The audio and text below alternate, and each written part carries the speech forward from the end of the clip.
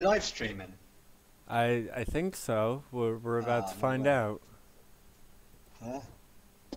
Just start. We are now live. Yeah, now you can go live from London. Pretty much. Broadcasting live from the Truth Towers. Let Truth you can wake up to. me see if I move my little box over a little more. Is it? Mate, I think you should leave your box alone if you were live, if I'm honest. Oh, I'm just. It's a thing with the resolutions and the Family show, pictures. mate. Yeah. I should stop playing with my box. But Leave the box alone. all right. So what's going on? Mate, just checking my inbox like you. Let's see. Just trying Yeah, to. what is going on? Nothing much news-wise. It's kind of a slow week. I'm trying to think. What did we cover last week? I mean, we talked about Oh, music for a bit and all the Kanye stuff. Was the Elizabeth Warren thing going on? I know that was. I don't even know who Elizabeth Warren is. I don't even know who Oh she well, is. it's this. It's all right. Well, what happened was is she's like one of the top Democrat senators, and she for a while She was. doesn't look like Planet of the Apes woman, does No, she? no, it's not Planet of the Apes woman. But what happened was that she was saying for a while that she was part Native American, and Oh yeah, and she's oh yeah, I remember. yeah. So then she had a DNA test done that basically, and even the funniest part is in this DNA test when they put it out, the guy said, "I didn't have any Native American DNA to run hers against, so I made a sample of like Mexican, Guatemalan, and like all of these like Latin American DNAs, and she's like." 100th, like 1,000, like it's like a decimal percentage of that, and it's like But if you self-identify, that gives you 30% straight away. yeah, I guess. I mean, you So got she's in the club. She's white in, bro. white people claiming they're black anyway, so I don't know Yeah, what exactly. difference it would make. So yeah, Yeah. it's that came out, and I don't know, it's just been kind of endless jokes because of that. um I don't think it's very funny, Jamie. I think it's hysterical. There's also, you know what else is I think really it's a bit racist of you, mate. Don't you? the It's a other bit. thing that's What happened to believe all women, Jamie? you know, I suppose that does cause a bit of a problem with this one because we should just believe her. She is a woman, and we all know Yeah, exactly. women are too simple-minded to be able to lie. Yeah, I mean, if I was to blame anything, I'd blame the patriarchy for that mistake. It's probably a male that did the test. Let's I face it, think it's it probably a was. guy. He's probably a Jew if he's in that kind of position. Maybe. So, I'm just saying, a lot of Jews out there. But yeah, it seems to be kind of a slow news week as far Well, as leading up to the midterms and everything like that. they just crashed your border. Oh, well, yeah, there is that thing. Hey, There Kevin, is that how's it thing. going? Let us know if there's any problems since this is our first week going live. So, Oh, we got someone watching. yeah. It's actually a Wait, regular viewer, which is no way. cool. Um, Yeah, we need some interaction. but yeah, we got another one of these caravans headed our way, which is always fun. Although I think Mexico is trying to stand in the way because Trump was like, if you guys don't step up, you know, we're gonna shut the border down completely. There is one thing I want to talk about though that's been on my mind, especially because of things yesterday and a interaction I had with a friend of mine about this whole thing. You know, you and me are both potheads, Paul, right? So How dare you?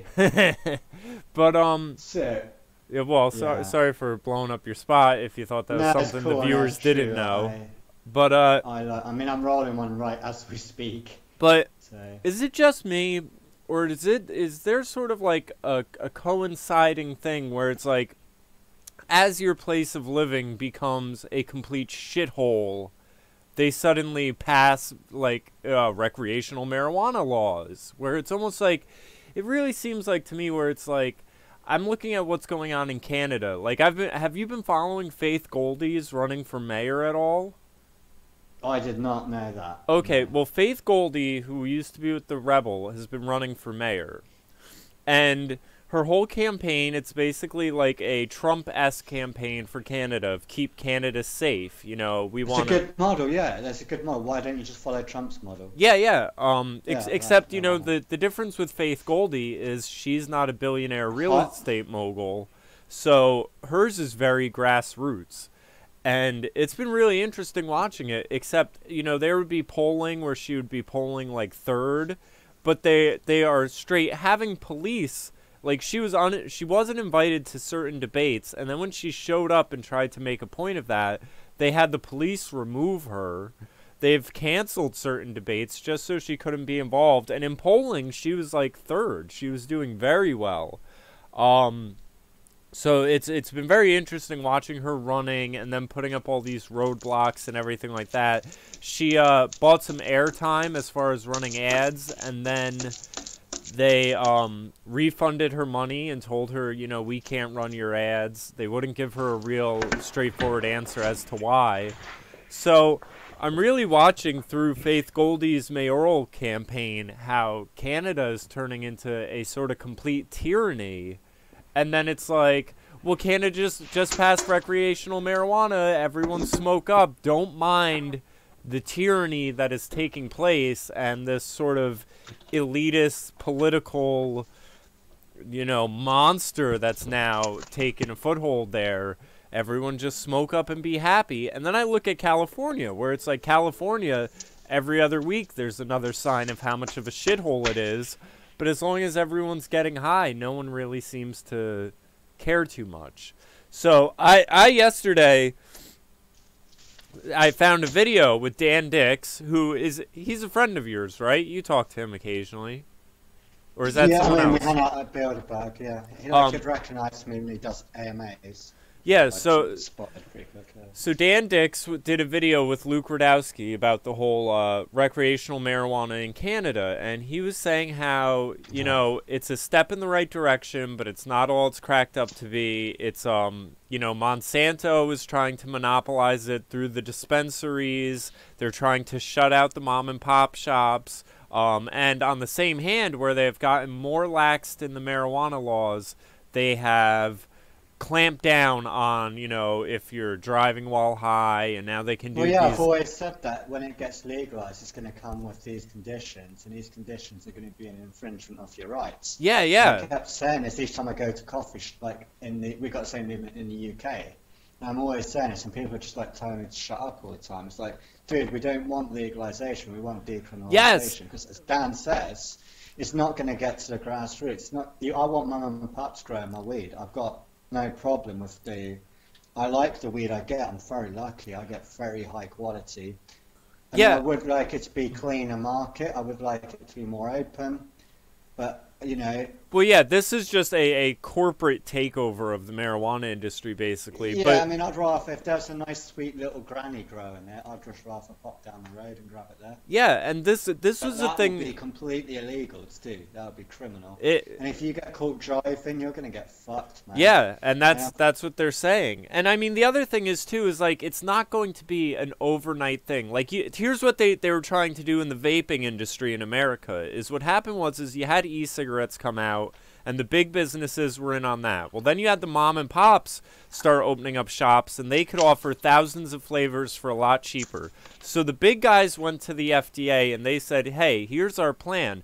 Make it so that every flavor that these mom and pops are putting together that can do custom flavors in 1,000 different kinds, make it where they have to get a license for every flavor, and every license for every flavor will cost them $10,000. So therefore, if you're offering, you know, thousands of flavors, well, it's going to cost you millions of dollars in order to sell them, and that's how they just shut you down. They make it so the regulations in order to get to market will put you out of business.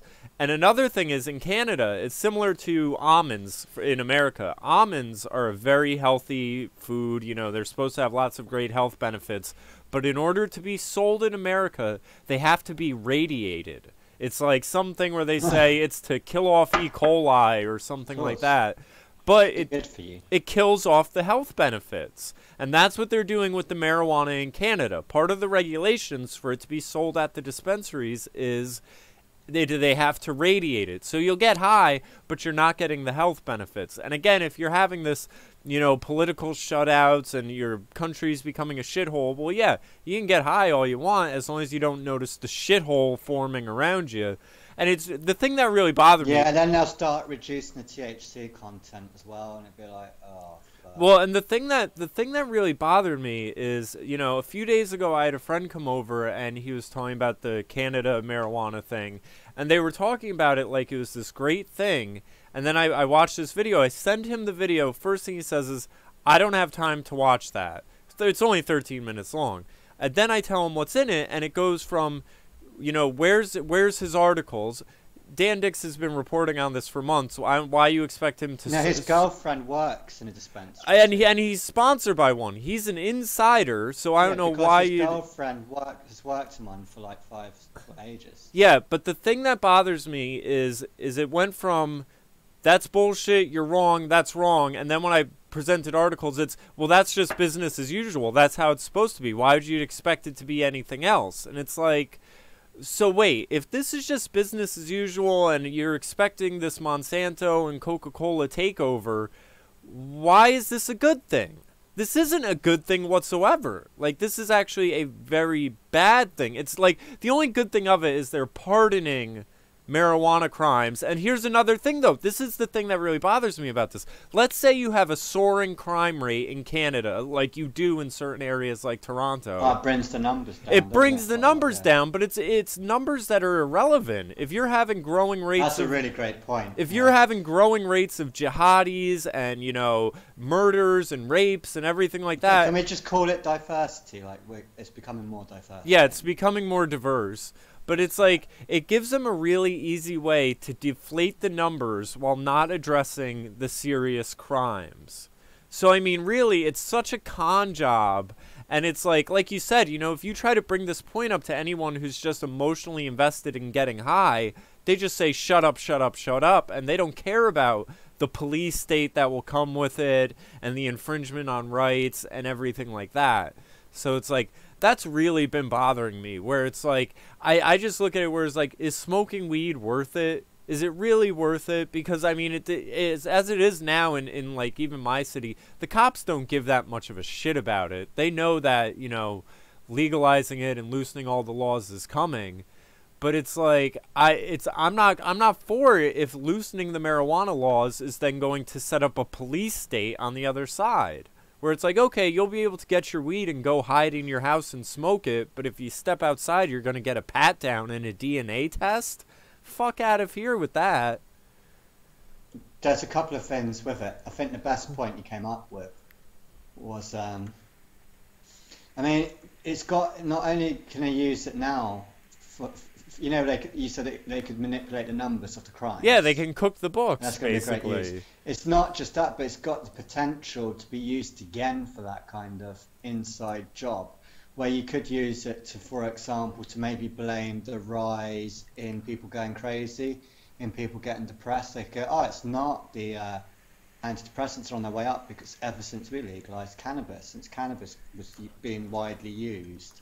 So they won't even put it to a date of when it was legalized. They go, well, it's widely used before we legalized it. That's why we legalized it. So you could blame that. You could blame, yeah.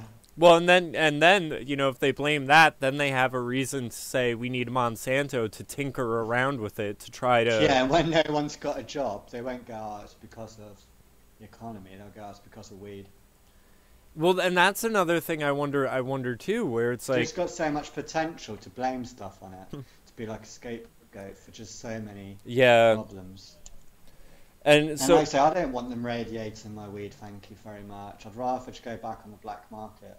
Yeah, and that's one of the things where Luke Rudowski was trying to make that point, where he was like, well, is it going to, calm the black market down a bit? And Dan Dix was like, no, not at all. I think if anything, because in certain areas, you only have like 1 or 2 dispensaries that are allowed to sell. So it's like, if you want to wait an hour just to walk into a dispensary because the line's around the corner, or you want to just go to your usual drug dealer and wait 5 minutes to meet him somewhere, you'd wait 5 minutes. Like, what difference does it make? Like, I don't know. I think it's just, it's such a obnoxious thing. Like how you said, you can try to explain the downside of this. Here's the other thing that really bothers me. People, you know, people have this, like, they know the government isn't working in their best interest. They know that deep in their heart. But for some reason, they think when the government decides to pass some sort of marijuana law that the government just decides to give them the one thing they really want, even though it's out to screw them on every other aspect. Well, yeah, like, I mean, that's a good, it's like a good cognitive point. dissonance thing, where it's like, no, the government doesn't like you. They want you subservient, and they are... Well, the government's so unpopular across the board. If you're in England, they're unpopular. If you go to America, they're unpopular. I mean, at times you've got to dangle the carrot now and then. Yeah. You've got to offer something. So, yeah, it's like a... But and it's like, Yeah, that's the thing. This is almost like a, like, you know, you ask yourself, well, what does the government get out of doing this? And it's like, oh, Well, they people get that you aren't politically pacified. involved, yeah, especially people that aren't politically involved, which is a large amount of people. They'll see us and go, oh, isn't the government turning a leaf? Ah, see, they are good people. Like I knew I could trust them. Like the other thing that really bothered me is last week in around here, probably about an hour away from where I live, they had a harvest festival, and remember I told you this Weed Harvest Festival, that'd be epic. Yeah, it was. They do it every year. It was a Weed Harvest Festival. Yeah. No. They do it every year in Woodstock. Well, Bethel, Oh, wow. but Sweet. so remember I told you a few weeks ago about a friend of mine who got busted in New Paltz, the area across the river, and, you know, basically the cops acted like a goon squad. You know, they broke his friend's nose and everything like that before they even knew that they had coke on them. They were just checking them out and everything like that, but they just kind of yoked them up and beat them up like it was the cops from Clockwork Orange or some shit.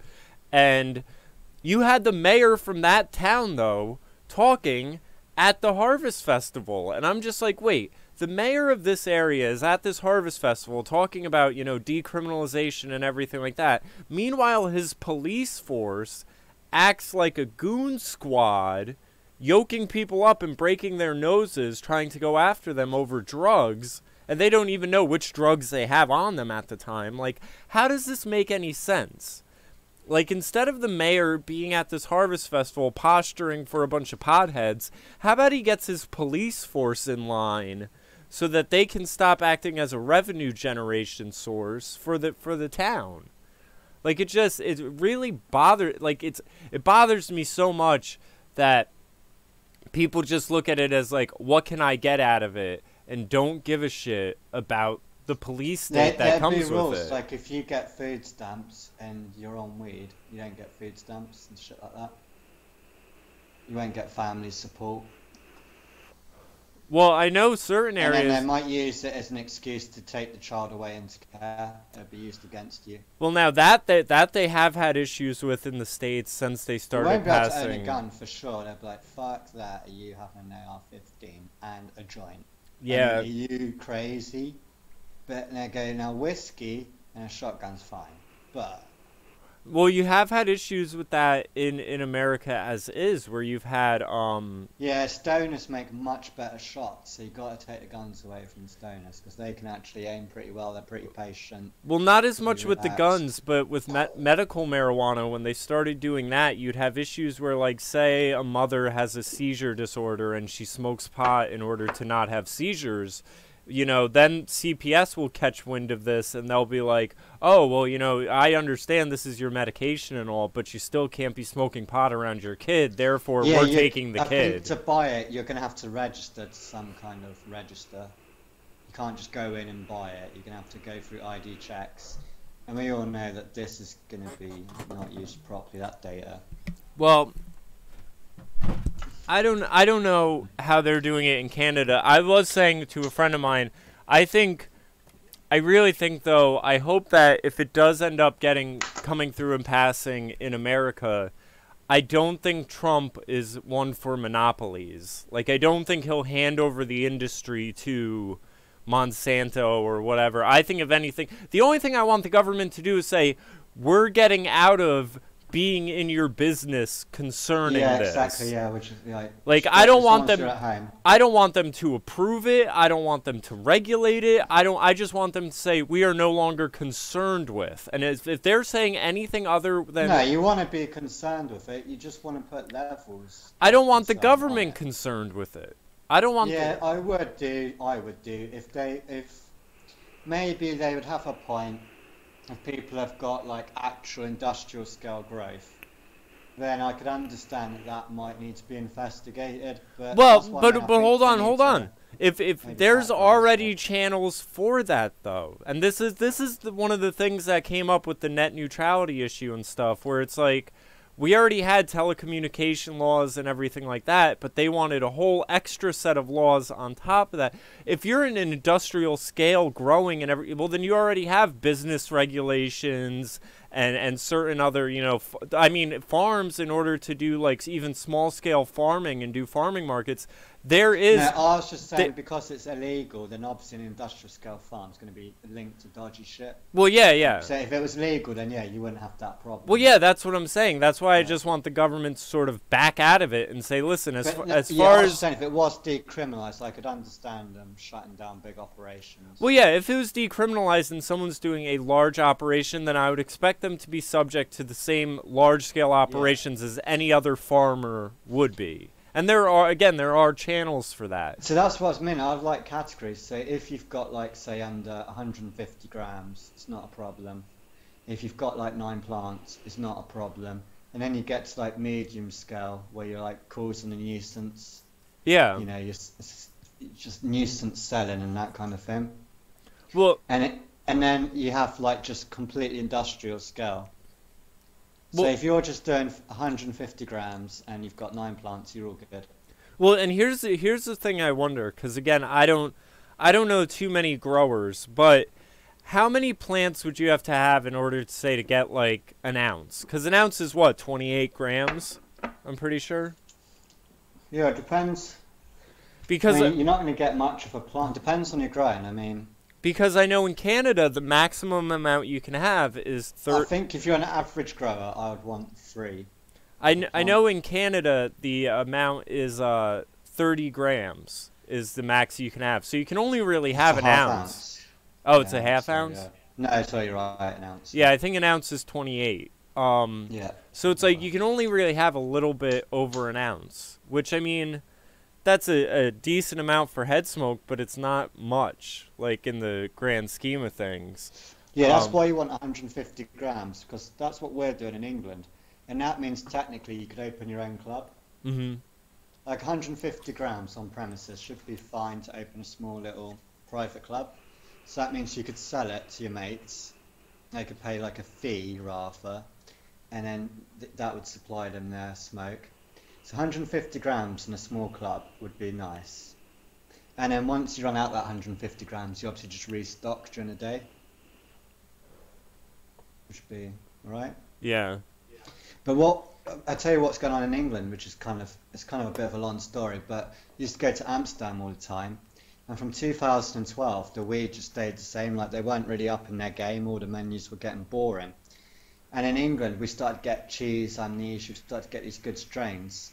But because Spain got legalised and Canada got legalised, the weed strains got so much better that Amsterdam had to really up its game as well. And because Amsterdam's upped its game, because England started to get much better weed in Amsterdam, so that forced Amsterdam to up its game. So I think you're going to see weed really up in its game again.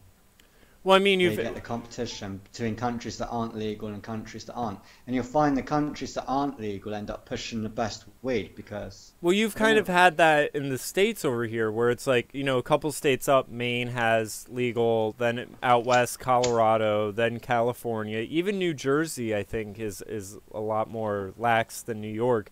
New York, you have medical, but thus far it's only like extracts and edibles and stuff. But we don't have any extracts or edibles really, but everyone's selling weed now. And also the price has changed a lot. So back in the day when I was at college, you could get an eighth of weed, which is 3.5 grams, for 20 quid. That was like the going rate. And then it went up to 25 quid. And then they started doing 2 gram bags for 20, which is quite a reduction. And now, depending on the weed, you can pay up to like £80 a quarter. So that's, you know, 7 grams. Yeah. £10 a gram to £20 a gram. And now if we want California weed, you can pay, so I've seen people pay £100 a gram for that. Wow. Yeah. I mean, I can get it here. I can get a quarter of California for maybe 100 quid. So like an eighth for 100 quid. Yeah. It's quite a lot of money, man. An eighth for 100 quid. And that's what worries me. That's the other thing I'm warning about cannabis clubs is like, you've turned it into a Masonic. Because it's illegal, you get cannabis clubs. They could become Masonic very quickly by nature. Because they keep saying that you can't advertise weed, you can't sell weed, you can't ask for weed. So then you're selectively brought into the group. Yeah. And then you say that you're against prohibition when your whole system's based on prohibition, basically. You feel like you've got to be an insider to get in a group. You've got to be like a group player to get in it. And it shouldn't be about that. You should be open to people that just want bud. Like a bar, you shouldn't be like questioning people's politics, their religious. Because then when you go to different clubs, if I go to a Southampton Cannabis Club or a Basingstoke or a London, they've got the same political outlook. It's like, can you guys not see this? Yeah. I mean, personally, I don't agree with your politics, but that's like a different thing. You should be aware that you've all got the same political views. You should be like, oh, this is obviously being steered. They're NPCs. Yeah. So, like, just like typical stuff, like very socialist, very reliant on government. Oh, we need more healthcare. Oh, we want more benefits. Let the refugees in. Very anti-racist, anti-Trump. So why is the Southampton Cannabis Club? Like, if you went to a cannabis club in England, you don't want to bring up Trump. That's not going to help your membership. You're not going to talk about. They're not going to be pro-Brexit. I think this is why I don't want it legalized. Yeah, I don't either. Yes. Like I said, I just want to be able to get it easily. I want better quality and be able to get it easily. And at the moment, I can, like, everyone's selling weed now in England. That's like a little side job. And there's like a big competition to get the best strains now. There's a good market. But yeah, but how have we got to like £100 for a gram? Like, come on, guys. yeah. How many grams do you think I get for a week? Well, one of the things that bothers me is you know, to kind of shift gears, but it's kind of in the same same story, you know, same area as far as drugs are concerned, is heroin. Back, I guess, at like 10 years ago at this rate, when myself and a handful of my friends were using opiates and heroin and everything like that, it was expensive. Like, you used to pay, you know, $180 for a bundle, which is 10 bags. And now 10 bags of heroin is down to $40. And this is a side effect going back to 9/11 and the, you know, taking over of the poppy fields in Afghanistan, where that's the underlying story of the opiate crisis in America. And I mean, it's the stuff is so cheap and flooded, where it's like how you're saying everyone in the UK is selling weed. Everyone in my area is selling heroin.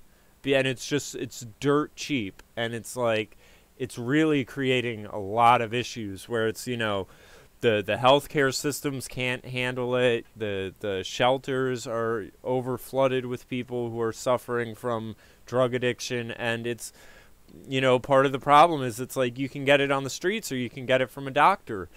Everyone's in pain management programs being put on the stuff, and then, you know, if you build up a tolerance and that isn't enough, or you end up going through your script too quickly, you end up out on the streets and stuff. And that's the part of the opiate epidemic that I haven't heard anyone address, is where is this massive supply of heroin coming in from? And it's, like I said, it's a side effect of us taking over the poppy fields in Afghanistan post 9/11. The thing is, prohibition has other effects, like it affects your mentality, because I rely on cannabis all the time. So it's constantly there. What if my dealer gets busted? What if that dealer gets busted? And then, like, I've got to do a new job soon, and it's like I've got to go away for 2 weeks in London. Like, I've got to make sure I've definitely got weed for that 2 weeks. And then you're like, for the first month, I want to make sure I've got plenty of weed in the house. And you're always worried about, is it going to be on the market? And I think it does affect your life, but it'd just be easier if I just didn't have that worry. Because you're so reliant on it. Like, I'm reliant on that. I'm quite glad that of all the drugs I could be reliant on, it's cannabis. Yeah. Well, yeah, that's definitely. I'm not really into drinking at all. I wouldn't be interested in opioids. I wouldn't be interested in coke. I wouldn't be interested in anything else, really. But it's also a stigma that you can't even really talk about it. You've got to keep it all hidden. Yeah. Well, I mean, it's funny. My primary doctor, she can prescribe marijuana, but it's only for in New York still, it's only for very select things like ALS or cancer and things like that. And she said herself, if I could prescribe it for anxiety, everyone would be on it. But again, like you're saying, is that anxiety because people are already using it and are anxious and worried about, will their dealer get busted? What if they can't find some? What if they run out? Like, it's almost like a it's always in the back of your head. What it's like? What if the quality? There's no real quality control. What if the next batch isn't as good as this batch? And, you know. Yeah. You know what's funny about all of that is there always used to be that thing that people would say where what if the weed is laced? And I would always tell people, I would say, well, no one's putting expensive drugs on your cheap drugs. You know what I mean? Like, what's the rationale to that? Like, why would anyone? Yeah, most growers test their cannabis too. Yeah, and again, if a gram of weed is $20 and a gram of coke is $60, why would someone take the expensive drug and put it on the cheap drug just to? The other stupid thing they do in the UK is CBD bud's legal.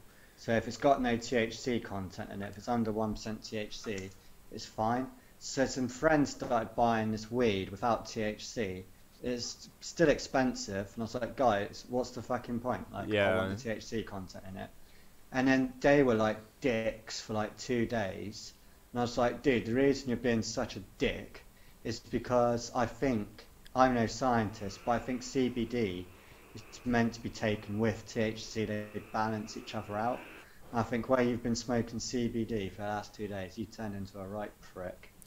It's because you're not balanced. You're not chemically balanced for 3 days, man. It's like I don't even like you at the moment. I don't know about smoking it, but I do know. See, the thing is, I'm sure CBD, if you're taking it orally or using it as something else, but when you're smoking it to expect to be stoned from the THC, well, when you're smoking it, it's supposed to be a balance between the CBD and the THC. They work together in the brain. Well, no. See, that's the thing. It's almost like it's two separate things, and weed just provides both. Where CBD is where you get the medical benefits as far as with the immune system and everything like that, and THC is the psychoactive thing, where it's like, like I remember Joe Rogan was talking about UFC fighters that use CBD to help recover after workouts or hard matches and stuff like that, because it helps the body and the immune system and the recovery systems. Whereas if you're having anxiety or a issue like that or stress related stuff, that's where you need the THC. CBD isn't going to help that stuff.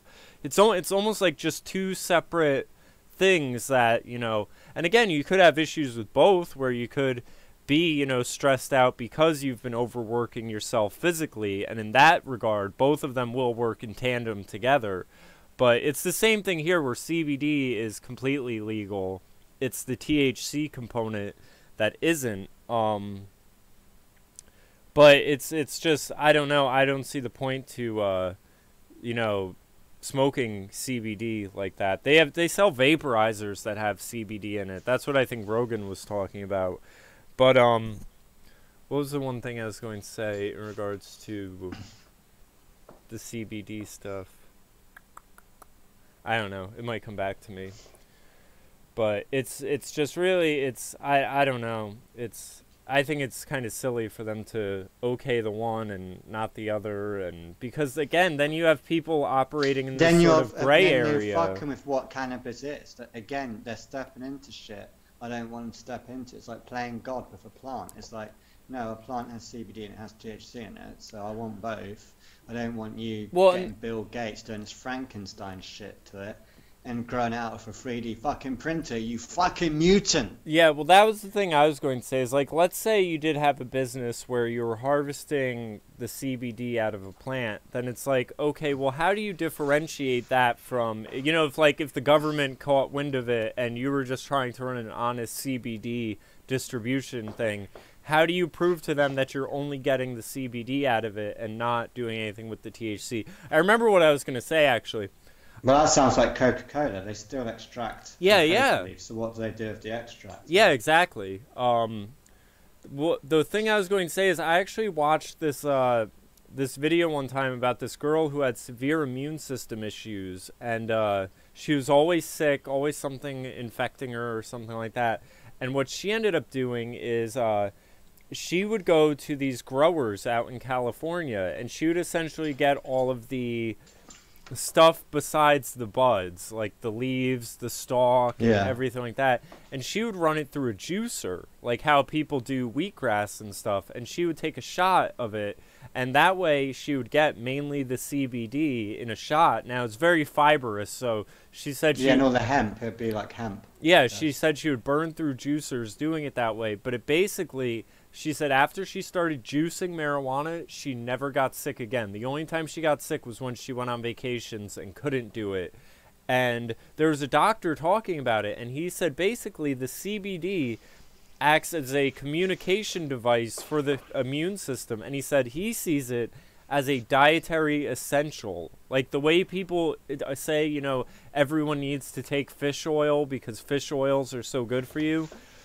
He's saying CBD is like that, where it's like your immune system will function in an optimum way if you are consuming CBD. It's meant to be consumed in that regard. Like our bodies we have certain receptors that are made just for that and communicating with it.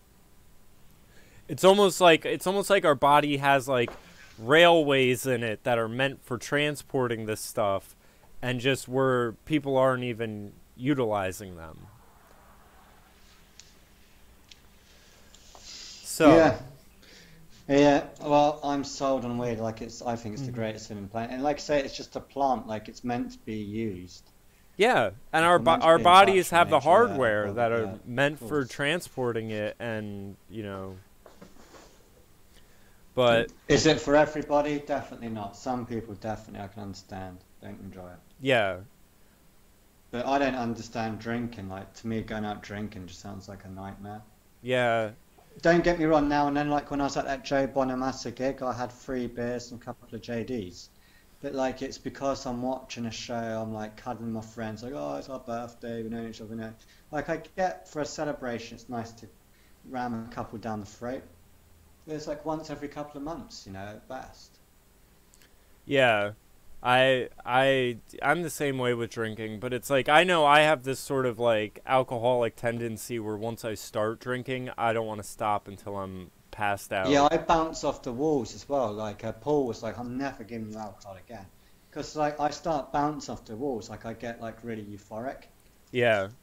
Well, part of it is, you know, alcohol, it's because of what the body breaks it down into sugars. That's why diabetics can't really drink, is because it becomes sugars. And that is true with some people, where it's like you'll have certain drinks and it turns people into like high energy rather than being kind of slouchy and stuff like that.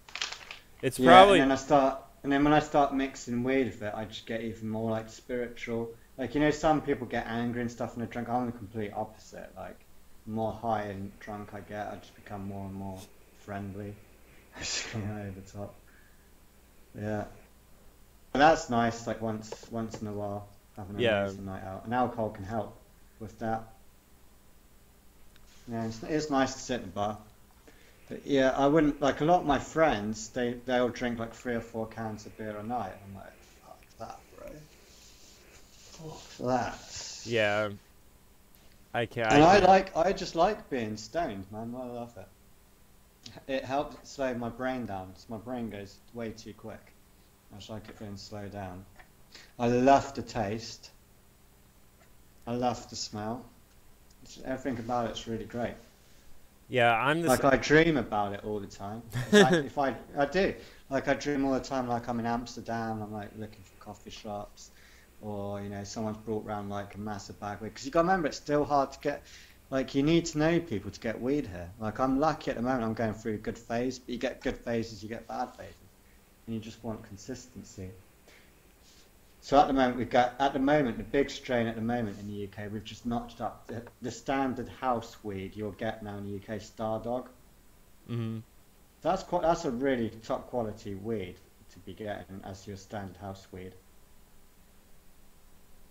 And I've got some sour diesel, which is quite nice. And I've got some Chem Dog, and then Amnesia's just like everywhere.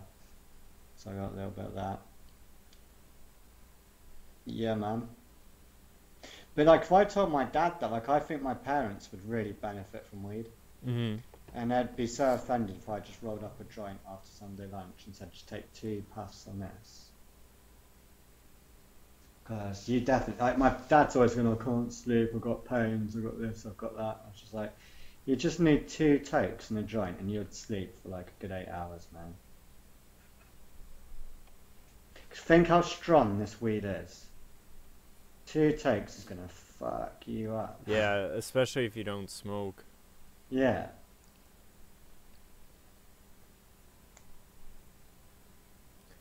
And then I'll smoke the rest of it.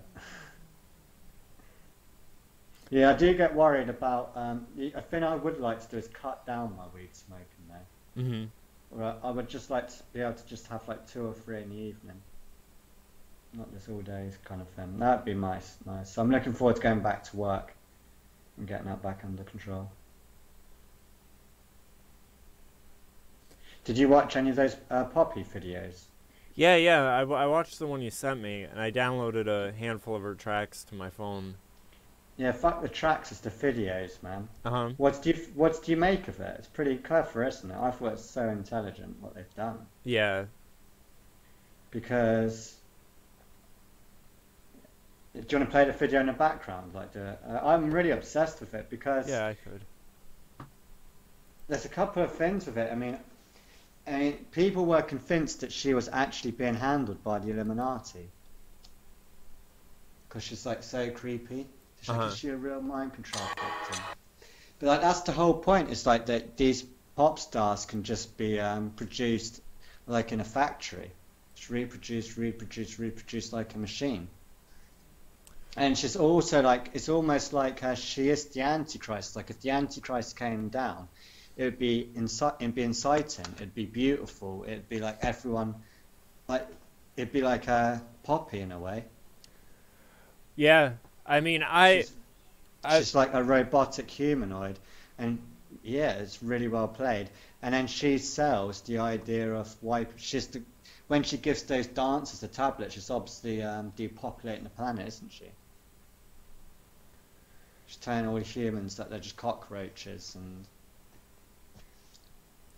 yeah, I think she's selling the idea of killing yourself, like that life is pointless. And you just think if she was a machine, if she was a robot, how would they view humans? They probably would view humans like that. Like, why do we need these humans? Yeah. I mean, I think. And then let's say robots did wipe out all of humanity. Would they believe in like 100 years' time that there were humans that are on the planet that made them? Or would that be like a myth like we have of gods?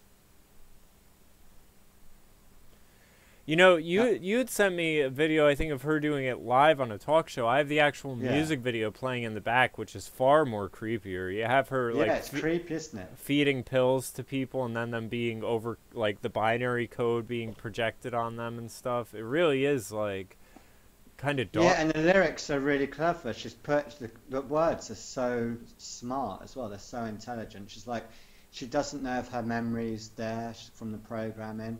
And she's like, oh my God, you don't even know.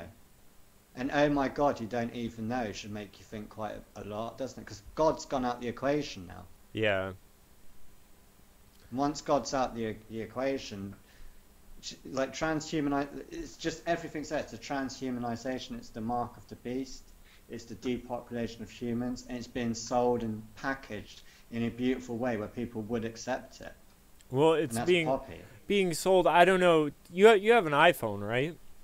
Yeah. It very much reminds me also too, and it's part of it's, you know, she's kind of got this like Steve Jobs guy with the black, you know, outfit on and everything. They themed it to me. It's like the Chinese, you know, the Japanese kind of pop culture. Yeah, but the point I'm getting at is, you know how when you open up Apple products, the packaging is done in this very clean cut kind of it's very sterile. That's the word I was looking for. Yeah, it's very.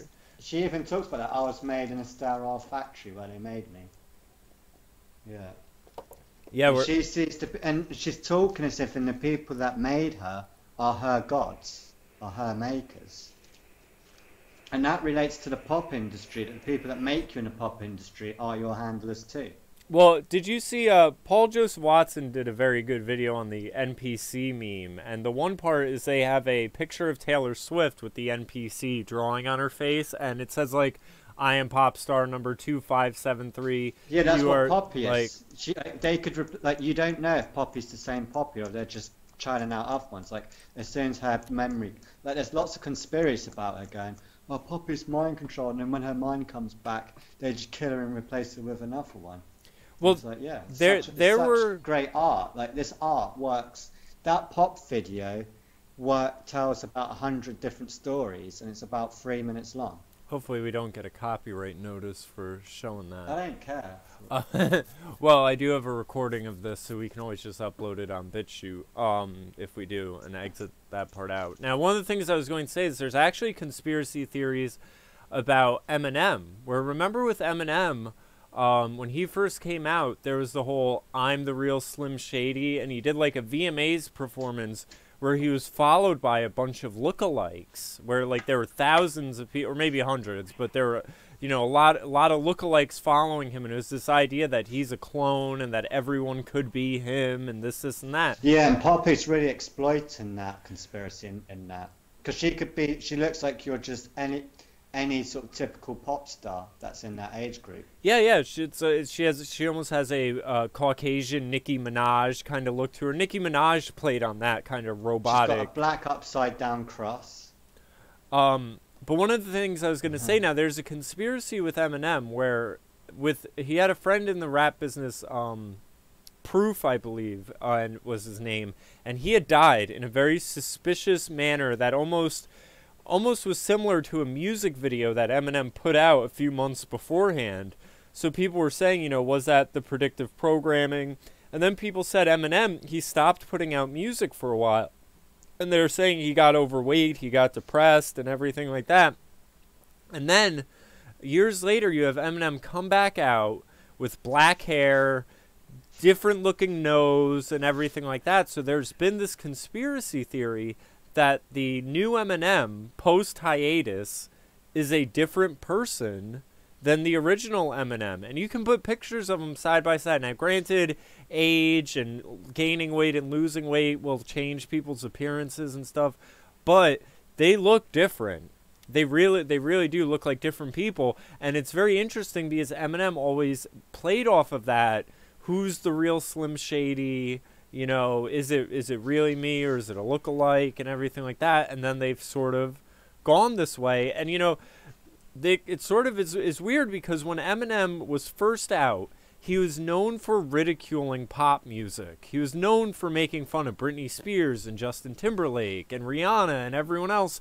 And then when he comes back out, after the hiatus, he's doing songs with Pink. He's doing songs with Rihanna. He's doing songs with pop artists, and is now in that world and everything, rather than being on the outside poking fun at it.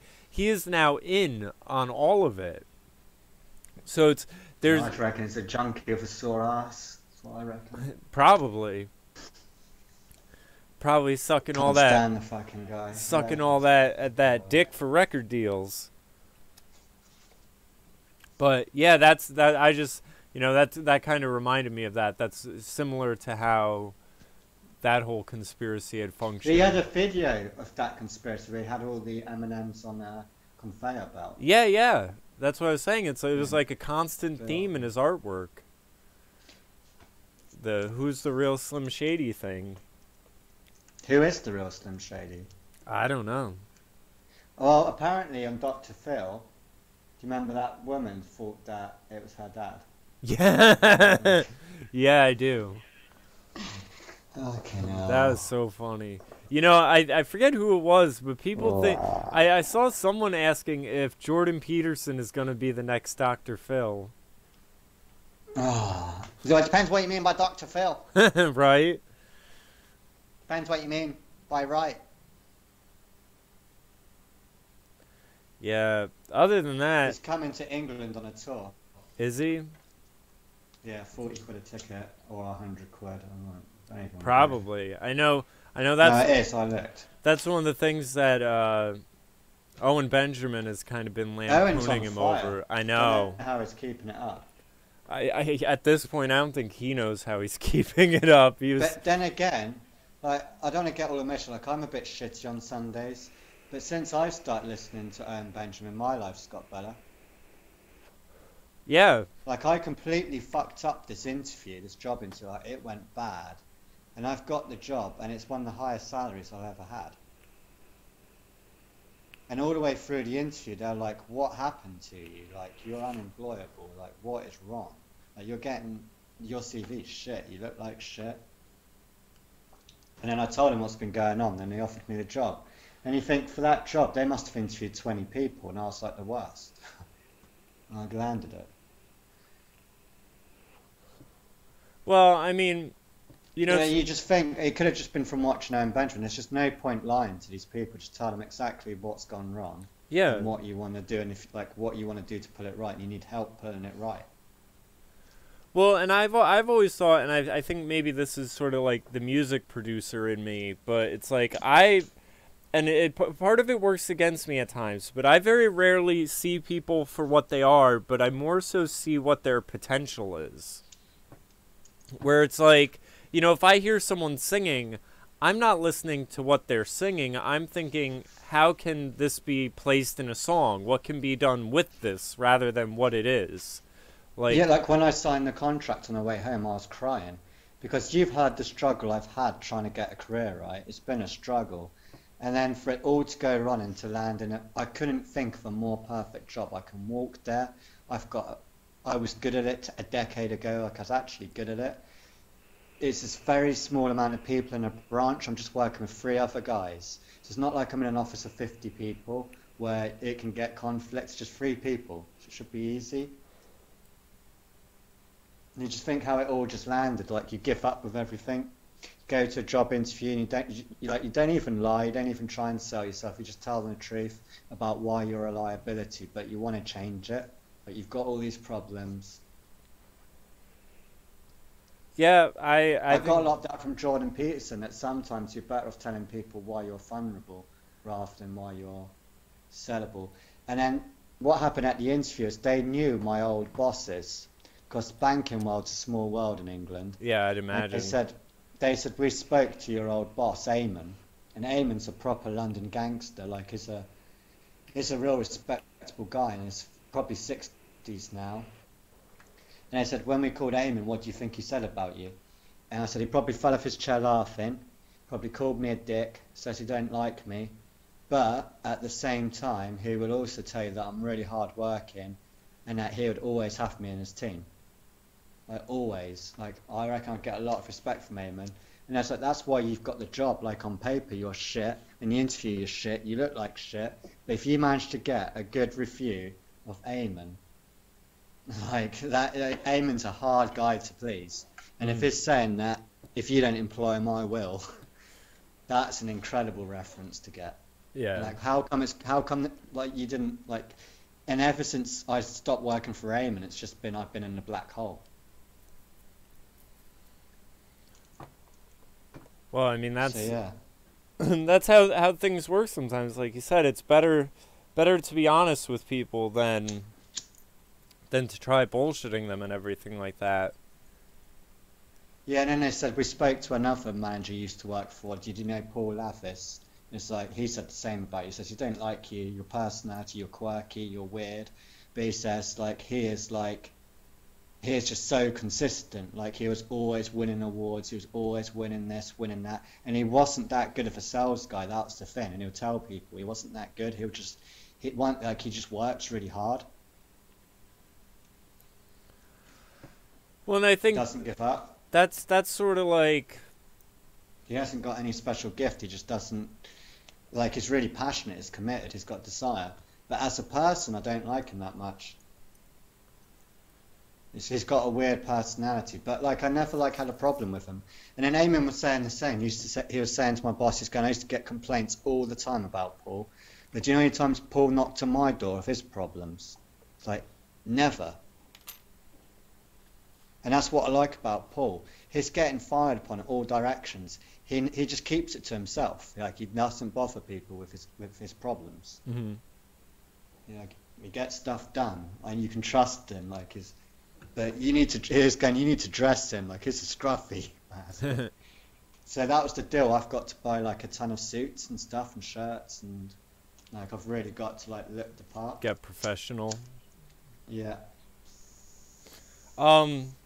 Let's see. Do you think this is going to work out for me, or do you think I'm going to fuck this one up? No, I think with the way you've been talking about it, I think your head's in the right place, and if they're, willing to give you the shot, it sounds like it's all...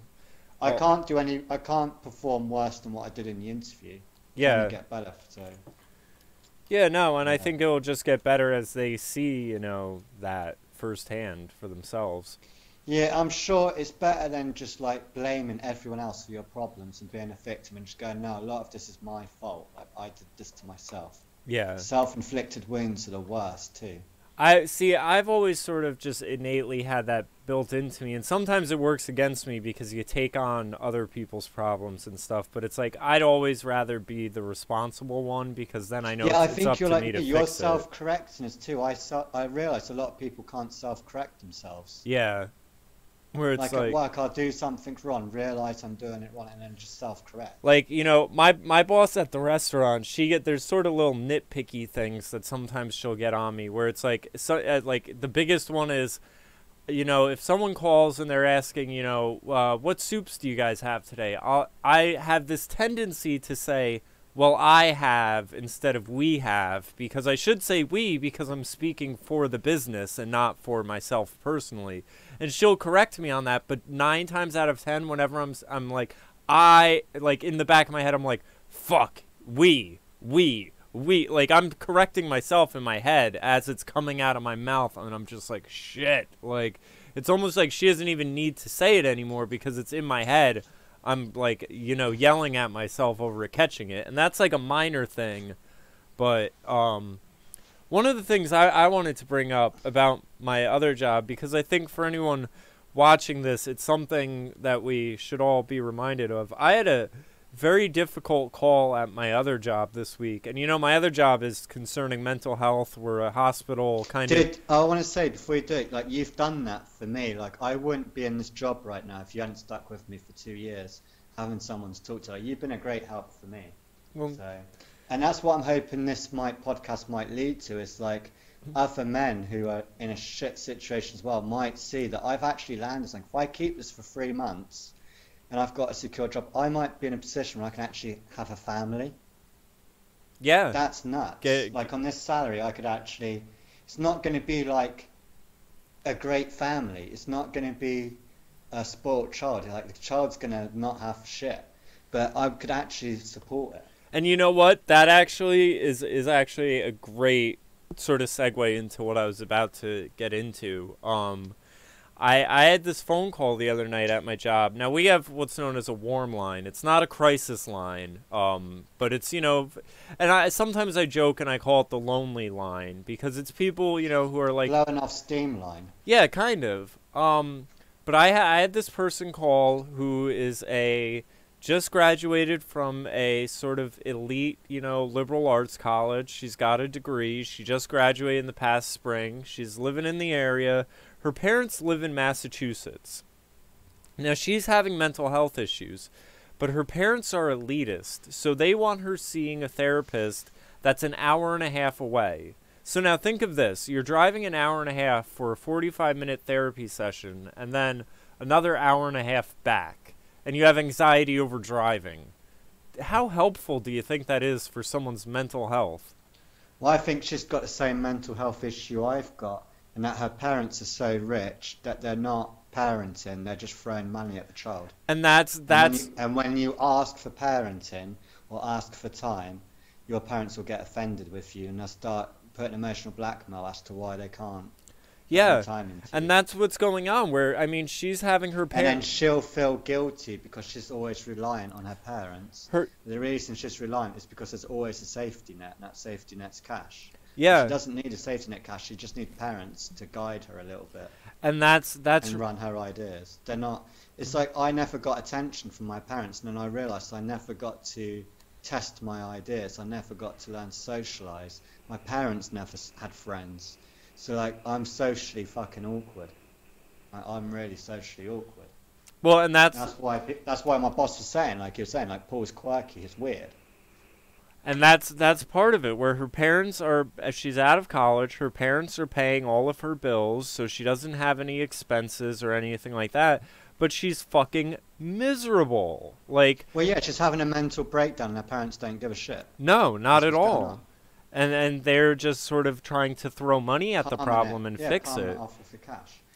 And it's one of these things where it's like... And then you have difficult conversations with my mum. She goes, I love you. And it's like, you don't love me. You feel guilty about me. And it's okay. And it's... If you don't love me, you don't. You feel guilty about me. And it's really eye-opening how, you know, answering that phone line, I have some of these people that will call and they talk as if all of their problems are money related. And then I have this other girl call and she doesn't have a single concern money-wise in the world, and it's no help.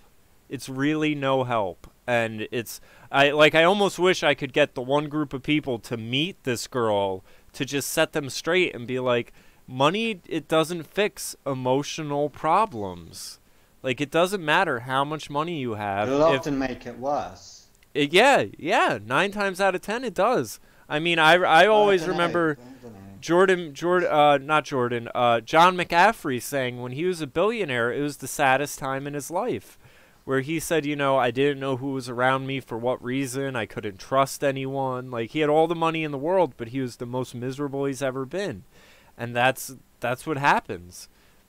Is money can just sort of exacerbate problems. You know, if you don't have a lot of money, you have tiny money-related problems. Like, you know, it's like if you have an apartment and you're backed 1 month on your rent, that's one thing. But if you have a multi-million-dollar mortgage and you're back a month, the amounts just grow. It all stays proportional. Yeah, I'm worried about my mum because I do love her, obviously. Like, she's the most important person in my world.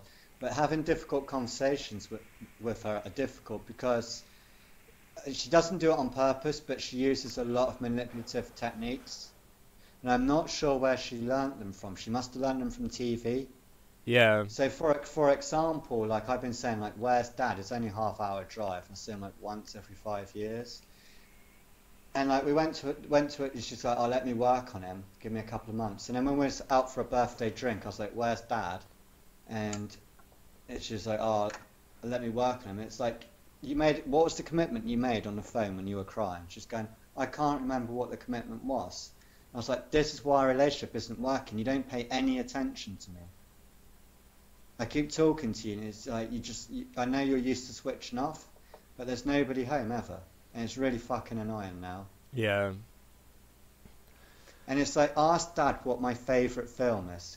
And she'll go, well, you won't have a clue. Okay, ask him what my favourite musician is. Won't have a clue. Ask him what books I like. Won't have a clue. It's like, why is that? Don't you think that's sad? My dad doesn't know anything about me. Yeah. And then she'll start using manipulative techniques going, well, you don't know what your dad's going through. Like, he was abandoned by his parents. It's like, his parents are dead. So he's not seeing me because of ghosts. Oh, man. No, seriously, that's yeah. what's going on. And she's going, you're being harsh to your dad. I'm not. he's upset, he's fucked things up with his parents, he's going to fuck it up with me. Like, what's the guy's problem? Yeah, it doesn't make much sense logically to just sort of repeat mistakes out of, you know, whatever. Yeah, and then I said, my friend I work with, she's Indian. She sees her parents more than I see mine. They live in Dubai. They live in Dubai. And she sees them more. She can't believe how little I see you. When I tell her, she's like, you've got the worst parents in the world. And she's going, why?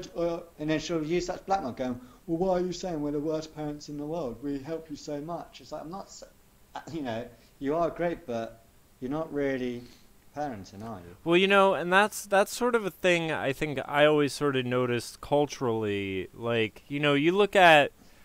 And the real reason is because Dad's disappointed in me. He hasn't got the guts to tell me. Well, and even at that, like, you know, he probably doesn't have the guts to tell you because he probably disappointed. He's not going to do anything to help.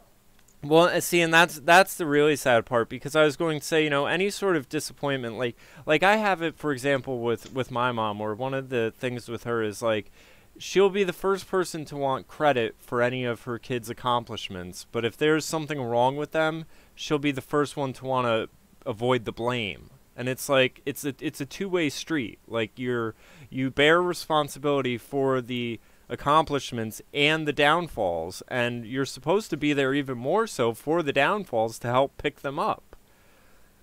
Yeah, I mean, the only other thing with my family is like a bit of a Paul's family, but my brother betrayed me when I was like 13. He betrayed the whole family, so I lost my brother like 20 years ago, and I didn't do anything to him.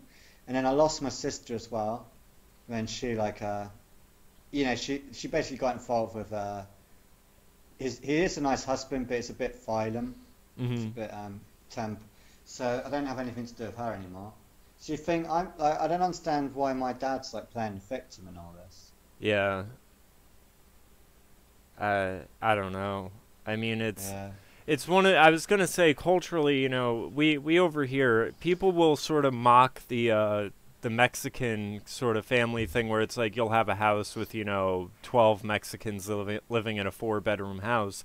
But there's a cultural thing where, and you sort of see it in like Italian families to some extent, where the tightness of the family is very important. And I dated a girl who was sort of Jewish and British. Her dad was Jewish, the mom was British, and there was sort of this like distance between all of them, where it's like the only time they would really do things together as a family would when they would go on vacation or holiday for like a week away or something like that. And other than that, it was just, you know, the dad's off working all the time, you know, this and that. And once you hit 18, you're supposed to like go off to college and never to be seen from again.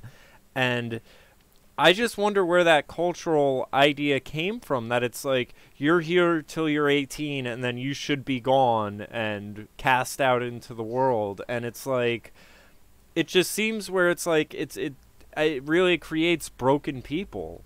I mean, I'm not saying, you know, that everyone should be living at home forever and, you know, everything like that. Well, put it this way, I mean, I think I'm the extreme of it. Like, we've got a family of 5, that's it. The last time we had a family dinner together was probably 20 years ago. That was a long time ago. And then just with my parents and having dinner with them, probably 10 times in the last 8 years, at most. But yeah, if you're not having family dinners, how are you going to deal with the outside world if you can't sit around a dinner table? Yeah, because even you know, family, like, you know, I think it's one of these things where I have a woman, and we don't even have any like life-threatening problems. We don't even have any issues. We don't have to worry about, like, my dad did really well. Like, we don't have to worry about where money's coming from. Yeah. Ever. Well, again, it's one of these things where it's like a more money, more problems thing, where I see it more often. People who have a lot of money and resources, like the family seems to be far more at odds with each other than working as a cohesive unit, when you would think things would work fairly well. I mean, it's almost one of the things that I get amazed with looking at Trump's family, like how close they are when there is so much money and resource there. Like, I must have been like 20. I hit it pretty big with a band. Like this band was like picking up quick, like so quick. Like we were playing Leicester Square. No, Leicester Square where you did a movie premieres in London. Mm-hmm. That's like Leicester Square. We were in there every single weekend in that tiny little square. And like I'd always phone my mum and dad and go, "Oh, do you want to come watch the show in London?" Like you think it's West End London show, and they'll be like, "No, we're good." You know what the fuck? Yeah. I'm playing the West End on my guitar. Like what the fuck? Okay, you don't want to go. Okay, great. And then for the show, you're just like completely fucking bummed out. You're like, what the fuck? See, and that's the thing where it's like I really think when it comes to family, like it's more the being there. I'm playing a what? Jamie, how many guitarists say they're playing the West End? Yeah, yeah. And that's the thing. It's like just being there And not would only am I probably playing mean the more West than End, them covering I'm not bills. playing some show. I'm playing in my band. Yeah. Well, and that's what I was going to say. You know, it's one of these things, and you've sort of acknowledged that by saying, you know, you could have a family with your job, and you wouldn't be able to spoil them, but at least you would be there. Like, and that's one of the things. The emotional support in regards to family means far more than how much you can provide monetarily. That's why Paul's got it so good. Like when I went drinking with him last weekend, he was telling me he's the only person who's got a family at the moment. And when we hang out, like we play guitar all the time. Jack's only like 18 months old. We put like little, you know, ear protection on him. Yeah. His headphones. And then he's got like his own little drums. He sat there drumming with me and his dad while we play guitar. And then we'll watch like a live concert on YouTube and Jack will be there drumming like a madman. It's just so weird to see. And like Paul had the same with his dad. Like his dad, he was never close to his family. And you just see the opposites now where Paul's like always with his kid. And like growing up, you couldn't picture that. Yeah. So weird. It's so good to see as well.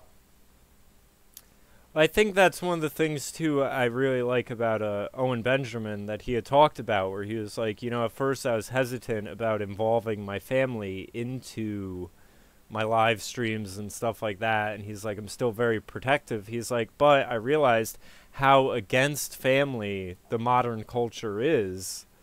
And he's like, I have to do something to push back against that. I have to show how a happy family can spend time together and work together and, you know, the joys that it brings and stuff.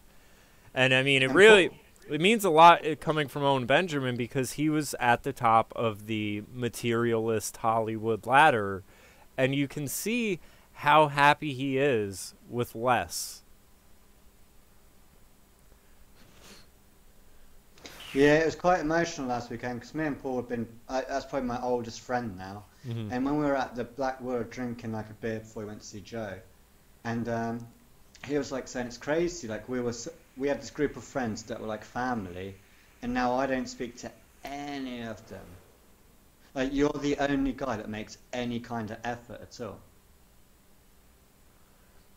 And I get you laid off like the effort because I was getting married and I was having a kid. Like I get that, but like you still like phone up every single birthday going, hey, like we should at least have a beer. At least, because we like like his birthday, mine's the 9th of October, his is the 11th. So we were always hanging around. So like it was always weird that in between days something weird would always happen. Mm-hmm. And it's like for years and years we would always drink and smoke together on that time. And to do that 25 years on is kind of, it's crazy. Yeah. That's quarter of a century, dude. And it's like, yeah, I'm like, I don't talk to anybody anymore. Like, no one's really interested in me. And it's so sad because I've got like a kid now, I've got a wife, I've got a great house. Like, we could hold guests like all the time. And now Jack's gonna have, all he's gonna have is crazy Uncle Paul. Like, you're crazy. Like, I need a balance of people staying around. Yeah. Like it's funny, you know, because like when I'm going to babysit, it's going to be like Paul's going to be like the one that corrupts Jack a little bit. Well, and again, I sort of. But kids need it. Paul understands that kids need safe introduction to corruption. Like he knows like what I'm like, and he knows I'm not going to hide that from Jack. Yeah. He knows like I'm dead honest. If Jack asks me anything, when he's past 10 years old, like Jack's getting an honest answer of what I think. Well, and that's one of the things where people ask me at work when they're having... Once you're 10, you're an adult, pretty much, in my eyes, man. People ask me at work You're on your way. how I am with my nieces and nephews and everything like that, and why they always respond better to me than my mom or even their mom. And yeah, just treat them like that you would anyone else. Yeah, and that's what I say. I say I treat them as people. They're individuals. They're their own person. I don't look at them as an extension of me or that they are my nieces and nephews. There's no ownership. They're their own people. And kids just love negotiating and asking questions all the time. You've got to be prepared for that. They're just going to bombard your questions. Yeah, and it's better to tell them. Like, the one thing I think parents do more often than not, and I think it's the worst thing they can do for their kids, is say, because I said so.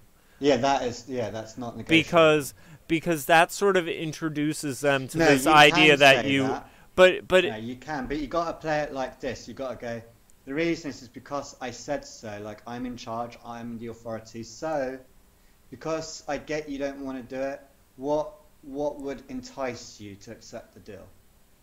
What do I have to do to get you on board? Well, And they're like, okay, well, let me play computer games half an hour, and then I'll do what you don't want me to do. It's like, you can play 15 minutes, you've got a deal. And you shake hands. Well, yeah. I think bargaining on that aspect is good, but I think these sort of just blanket because I said so. Like it's a detriment to people to teach them from a young age that they are just supposed to blindly go with authorities. In a bank, like when you call a bank and you go, Paul, why is the API 80%? And I go, oh, because the computer says so. That's not securing the deal. Yeah. You need to negotiate and say, oh, well, you've got to think about the future, Once you start doing 8 payments and people see you've got a loan and you're paying £200 a month, that loan's an asset to a bank now, and someone's going to buy it off you and offer you a better loan. Well, and the thing is... You've got to start on the 80%. It's like saying with a kid, you've got to negotiate. The kid can't just go to bed now. Why? Because it's bedtime. It's like... Well, and the thing is though, it's like... And the other is, I've never told a kid to go to bed. Like, the only time I tell a kid to go to bed is if I have to sleep. Yeah. And you don't have to go to bed. You just got to shut the fuck up. Well, shut the fuck up. My concern is, I just think it's bad to teach children to blindly accept authority. Like, again, any parent who says, because I said so, you have a set of reasons why you're saying so. Why do you think you shouldn't tell the kid what the reasons are? And then negotiate from there. Oh, I say it's bedtime now because you need a certain amount of sleep before school in the morning, or because, it's getting late, I need to go to sleep. Like, why do people think they should just be able to say, do this and do this because I say so? You have reasons. Explain the reasons, and it will be far better for the child to know the reasons than to just be told authority said so. Like, and it would be nice, like Paul's doing, like have some hobbies so the kid can be around you when you're doing your hobbies. Like my dad didn't really have any hobbies or do anything. So it's really good that Paul's in like 3 or 4 bands. So whenever Paul's practicing his guitar, he's got Jack there on the drums. Yeah. That's going to be really cool. Like when we get to, I can see us all, like when I get older and he's older, we'll be there drinking beer and Jack will be like having his first beer, playing drums for our band. And Paul's got it right. We've always needed a drummer. Now we're sorted. We've got Jack. He's pretty shit at the moment, but he'd be... Well, yeah. I reckon we can have him in our band once he's 13. I reckon it's old enough. Well, it's one of the things I think even with myself, my mom never really forced instruments on me, but when I was a kid, I had a little drum set, and then I had a piano and stuff like that, and then I sort of grew out of it and got more into drawing and stuff like that. But then, I've definitely gone back to music as my main artistic outlet. I think you got to keep those things around kids and sort of let them gravitate to them on their own time. And, it's one of these things where kids can have productive hobbies as long as the outlets are there and available to them. It's far better for them to be doing that than some of the other things they can be doing. And I was talking to Paul and Abby, because they don't listen to Stefan Molyneux or shit like that. And Paul was going like, it's really expensive, like it's £250 a month. just for 2 hours a week at nursery. It's so expensive. And he brought like a push chair. Cost him $1,000 for a push chair. He's like, if I'm pushing my baby around, like it's gotta be like nice.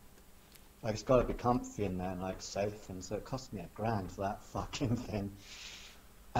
Which is, that's it. Like Paul's doing parenting properly, man. And good for him. He's got a good job. And I was going, well, you know what that means, don't you? He was going, what? He's going, you need another kid. I was going, what do you mean? I was going, because all the money you put into this one kid, if you have another one, I don't think it's going to be, I think you've already paid out for most of it. It's not really going to cost you much more. Like once you paid out for one, I think one more is not going to be double the cost. It's going to be like 30% more. So now you've gone this far in, I think you should get pregnant again. And Abby went, I never thought about that. And she like looked at Paul and I was like, oh no, what have I started? Well, and so what have I just started? It's like they never thought about the budget like that. Like once we're paying out for one, having another one or two is probably not a big deal. Yeah. And like I always question Abby because she really wants to do part-time work. She's like, I'm getting bored, I'm going to get a part-time job. And I was like, no. And like, you have to stay in the kitchen. And she was going, Paul, you're going to let him speak to me like that? And I was like, no, like, I'm not buying you're bored. You only get bored doing this job. And like, when you're older, are you seriously going to look back? Like, you're going to look back and just, there's all this false pressure for women to get a job. I know that everyone's pressure needs to do it. Just live off Paul's wages. Like, Paul's got enough. Yeah. And I mean, that's until the kid's at least 3. And that's one of the things where I... And that's another reason why it might be a good idea to have another kid, because then it forces you to stay at home. And one of the things, like, there's... You're at home anyway, right, till the kid's 3, so why don't, if it's 18 months, you could squeeze another one out. Yeah. And now I think I'm going to get a phone call going, Abby's pregnant again. I want to preface. Good, yeah. I want to preface this by saying, you know, that I know sometimes me and Paul will talk about the negative interactions we have with our parents. So I do want to say I have tons and a world of respect for my mom and think more highly of her than I do negatively. So just because I talk about the negatives, it's not because that's my primary feeling towards her. But one of the things, you know, my mom is sort of, I call her the prototypical feminist, where, you know, she had me and my sister through artificial insemination and she was the main provider and everything like that. But one of the things is, especially since my grandmother died, like, our house is filled with stuff, like just needless amounts of stuff and clutter and everything. And I think it's one of these things where when you have women who have been pressured into the workforce and that working and holding a job and being independent is the main goal of everything, where it's like, okay, well, what's the byproduct of all of that working and having that money? Stuff. And it's like, that stuff ends up just sitting around and collecting dust. Like, that's not ultimate fulfillment, like materialism and everything like that, where it's like, you know, if you look back on your life, like, you're going to say, like, whoa, well, what did I get from spending, you know, 30-something years in an office? Stuff. Like, that's, yeah, what's that doing for you? She'd get... Yeah, I was trying to, yeah, that happened with Paul too. Like, we were in a guitar shop, and he was going to pick up, like, he's doing well, so, like, you go into his music room. He's got some good stuff in there now. And he was looking at $3,500 guitars, and he was talking to guys, like, how much would that be a month then? You know, like, oh, if you just put, like, a $350 deposit down, you can pay as little as £50 a month. And he was like, oh, yeah, I'll grab a couple of them then. So it's only £50 a month. I was like, dude, no. Yeah. $3,500 for a guitar. That guitar's not even that good, bro. Not even that, like, I don't even like him, dude. And the other thing is you've got 2 great guitars. Like, why don't you be like me? Like, you've got 2 guitars that make a great sound. You're good. Yeah. And just play them till they're fucked, and then grab another one. Well, that's one of the things. You gravitate to one guitar all the time anyway. You know it. Yeah. And that $3,500 guitar, it's like a PRS. It's like, I don't even like him. I don't like the tone. I don't like the way they play. And he's like, oh, I just like the way they look. I was like, dude, no. Yeah. But if you saw, I'd get like a second. I'd be okay if you saw a second-hand Les Paul for like $1,200. Yeah, yeah. And then get rid of the Les Paul you've got because you're not happy with that one. I don't like, you know, you've already got a Les Paul. I mean, and it's even one of those things. I remember, because you're not going to play it once you. You know Lionel, he was a guest on Alex Jones a lot, and he's still a guest on David Knight's show, but he's a guitarist, and every so often he does one of his podcasts about guitars, and he was saying how with acoustic guitars, he said, you're far better off with a cheaper acoustic guitar that's been worn by the weather and, you know, has been sitting around and everything like that, and it's really worn in. He said you'll have a better sound coming out of something like that than an acoustic guitar that's $2,000 new off the shelf. That's what's really sad now. And talking to other guitarists was you can't go guitar hunting anymore. Everything eBay is now everything on guitar, so you're never going to find anything hidden. And you can't go to guitar shops anymore. And when I go to a guitar shop, like, I'm into second-hand guitars, to be honest with you, because I think they were just better when they're older. Yeah. And the guitars I tend to go towards are the ones that are beating the fuck out of them. Yeah. And people go, why are you drawing to them? It's like, because someone played it a lot. That means it's a good guitar. If it's beating the shit out, I don't mean purposely. I mean, when you it's just broken in. As a player, it's broken in hard. It means that this guy played it a lot. So if he had like 10 guitars in his collection, this was the bad boy. Yeah, I mean, and it's you know, you can sort of look at strings even as a microcosm of that, where I have friends that'll put new strings on right before a show, and they're going out of tune left and right, and it's like, yeah, they haven't been broken in yet. Like, if you're gonna put new strings on, put them on a week before the gig and practice with them. No, I don't know about that. You want to do it? I'll tell you a couple of tricks of doing your strings. You need to do it. Because you're on stage, I think you need to do it. You can get away with 2 shows on one set of strings. You can get away, I'm saying get away with it. But what you've got to do is you need to string your guitar. Yes, right, you need to do it right before the show because the guitar's coming in cold. So you need to do it, you need to tune it in maybe 3 hours before, a good 3 hours, and put it on the stage so it gets used to the heat. Because that stage is hot. And then you take it off, do it again, take on, but yeah, you need to make sure your guitar's on stage when you're doing it. Yeah. A lot of people do it backstage, and it's like, dude, no, you need to do it, yeah. But no, your friend's right, you need to be clean string, yeah, especially live. Yeah, I just think... But yeah, tuning problems is just, and I hate to sound offensive, it's because you haven't got a good guitar tech, or the guy's just not very good at maintenance. Well, I think to some extent it's just, you know, if you throw a fresh pair of strings on and you've just tuned them up and then you haven't played it a bit, like the strings have to adapt to the guitar. Yeah, it's going to take 3 hours. You've got to play it in as well. Yeah. And I think that's what's... That's what I mean. If you do it 3 hours before, I'm probably going to sound check with them. Yeah, and like you said, then it's got to set with the environment that it's going to be performed in and stuff like that. Yeah, but I see lots of people, they take their guitars to the bar or they take them backstage and it's like, no, your strings are going to be fucked. And they'll probably snap as well. Yeah. They're probably going to break. Because I sweat hard on stage when I've got really acidic sweat, so I corrode strings quickly. I mean, thankfully, you don't have as much of an issue with bass strings, just because they're larger and stuff. I thought bass strings were the other way around, that you could get away with not restringing that quite. You barely ever.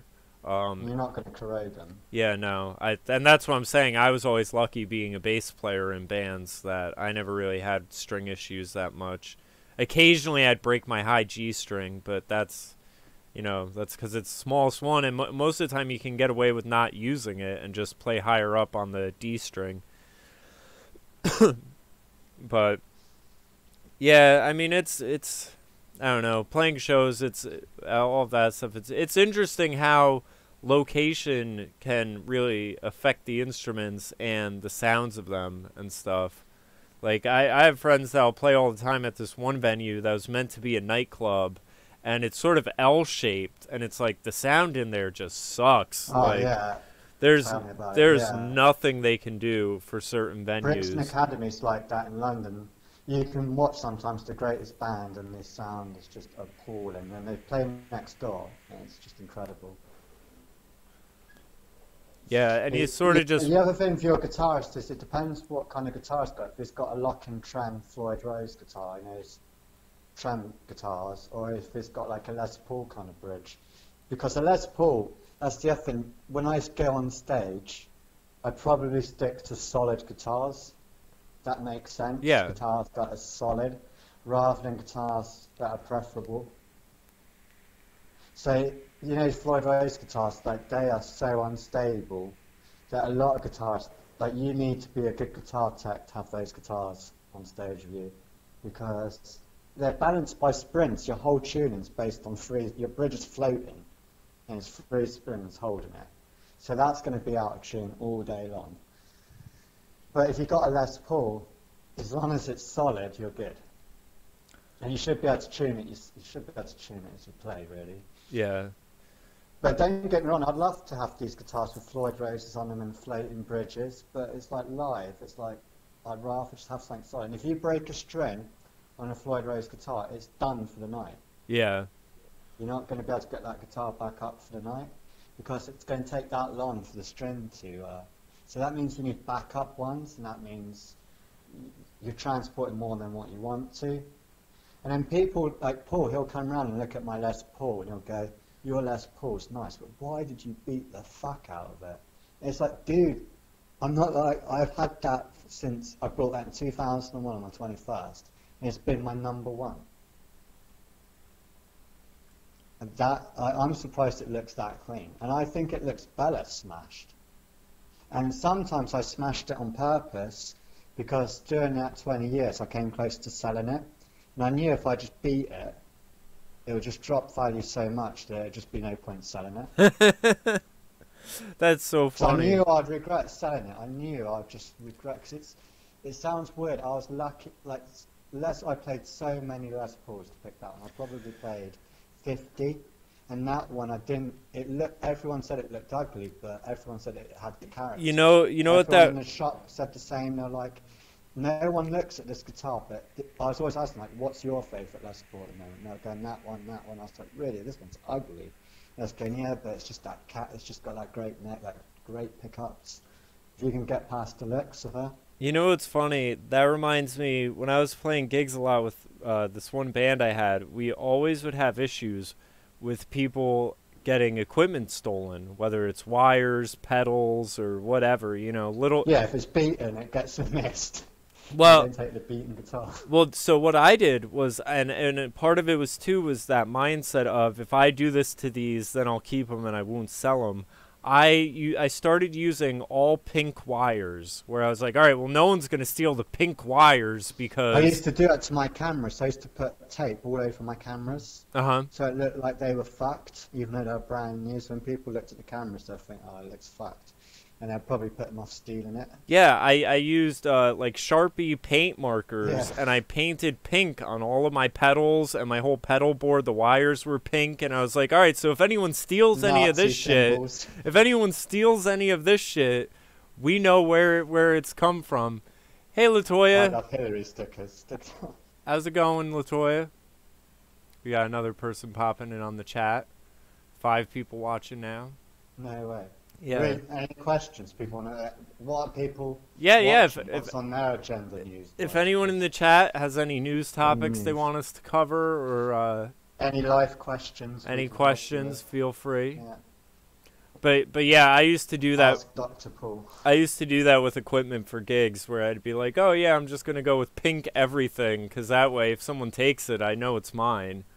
Because, you know, other than that, if you just got the plain standard black chords and your pedals look normal, like, then how do you know it's yours and not someone else's?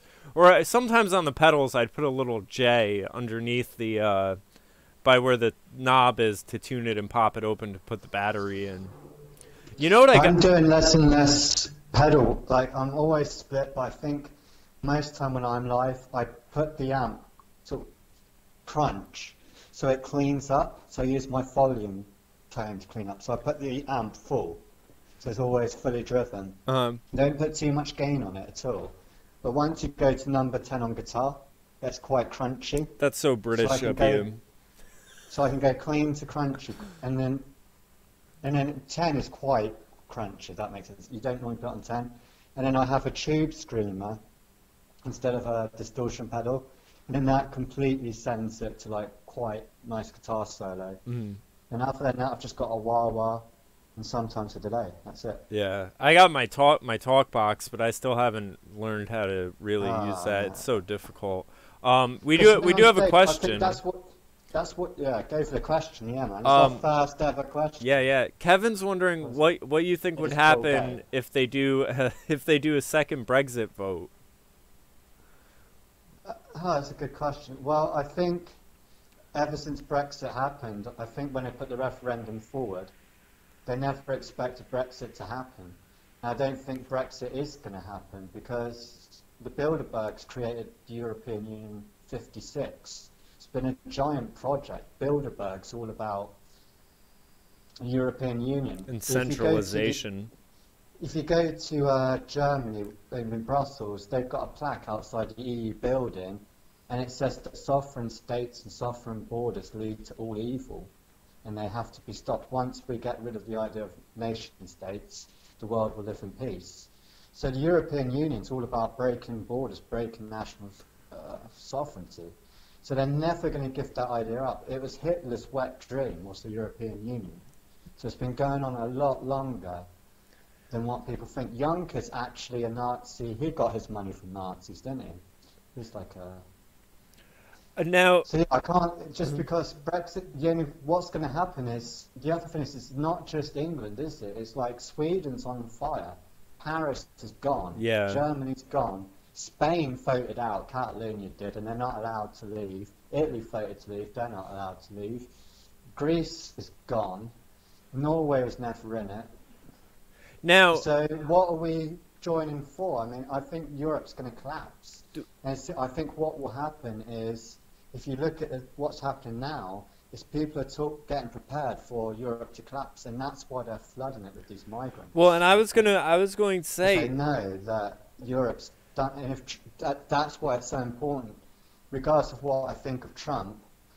If Trump isn't in America, we're screwed for Brexit. I can't see Brexit happening, but I'm ranting now. But England's going to be in a very tricky situation because we've got Theresa May versus Jeremy Corbyn. No one's going to vote for him because they didn't put through Brexit. So that means UKIP and Tommy Robinson.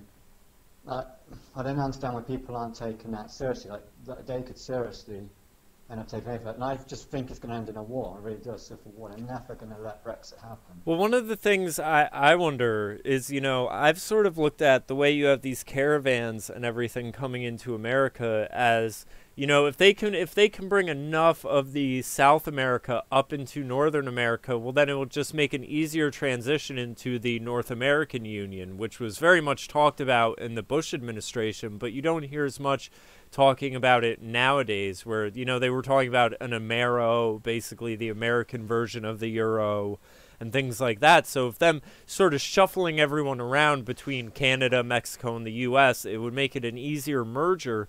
I almost wonder, to some extent, we look at this migrant crisis going the one way, but I almost wonder if it'll turn into a two-way street where it's like, will they be able to expand the European Union into the top of North America by taking enough of these migrants going upward? You know what I mean? Like, will it be able to expand both ways where they can say, well, now there's this monoculture of Islamic Europe, the same way you have Islam taking over that Middle Eastern area, where they'll just be able to centralize those governments between Europe and the top of Africa. It's pretty terrifying being in Europe, though. Yeah, I definitely, I could Because understand people that. have got this, because Europe's industrialized and it's got this civilization, that we're somehow a million miles away from the Middle East. And I think it's proven that we're not a million miles away. Like, we're like next door. Not when people can ride boats made of garbage It's a small border, yeah, man. up there. I think it's incredible you're seeing the same thing in Mexico. Yeah, well, it's Start of it. That's how it all starts. yeah, just by the open flow of immigration and And then I stuff. start thinking, what did Trump know? Because I thought, yeah, the war, you do kind of like need a war, but it's like overplaying it quite a bit. It's not such a big deal with all this shit he's got to deal with. You're right, because you're going to pick up immigrants anyway. As long as you enforce the law, you probably get to deport a lot anyway. So I'm thinking, just fucking give the wall a rest. Now you're thinking, you should have built that fucking wall. Yeah. Why was he making such a big deal about it? Maybe he knew this was on the cards. And I think it's related to Kavanaugh. I think Kavanaugh was the first shot of desperation, and it just collapsed. And this is just another giant shot of desperation for Trump. Well, and the caravan thing too is they had these going under Obama and stuff. Is these are just now in the headlines. You're going to get all that human trafficking starting again, all the drug dealing, ISIS are going to be coming free. You know, it's interesting. Even in my local area, there's been an uptick in human trafficking, where now it's like one of the biggest issues in the area. Our local police group just held a big meeting on it for the public, where they're teaching them about the signs and informing them. That's the first thing Trump did when he got in. Yeah. Was it? Who's gonna... He basically signed a law putting in a sort of pseudo martial law state and saying that in concerns to human trafficking, there's unlimited funding and... Yeah, and now the players have now attacked Trump by releasing a weapon. Because using third world countries are going to be used as a weapon against Europe, it's going to be used as a weapon against America. Yeah, and especially in these countries where it's like, you know, people don't believe me when I tell them that the age of consent in Mexico is 11. And they're just like, no, it can't be. In America because you can marry if you get consent. And if you think about it, that covers up the crime, that covers it up because the abuser then has to marry the abuser. The abused has to marry the abuser. I think that happens a lot. Yeah. That worries me more that you can... that's what pisses me off of Alex Jones too, because he's got Ted Nugent on it all the time. Ted Nugent is a definite pedo. And he's quite open about it. And he kind of promotes it. And he kind of endorses it.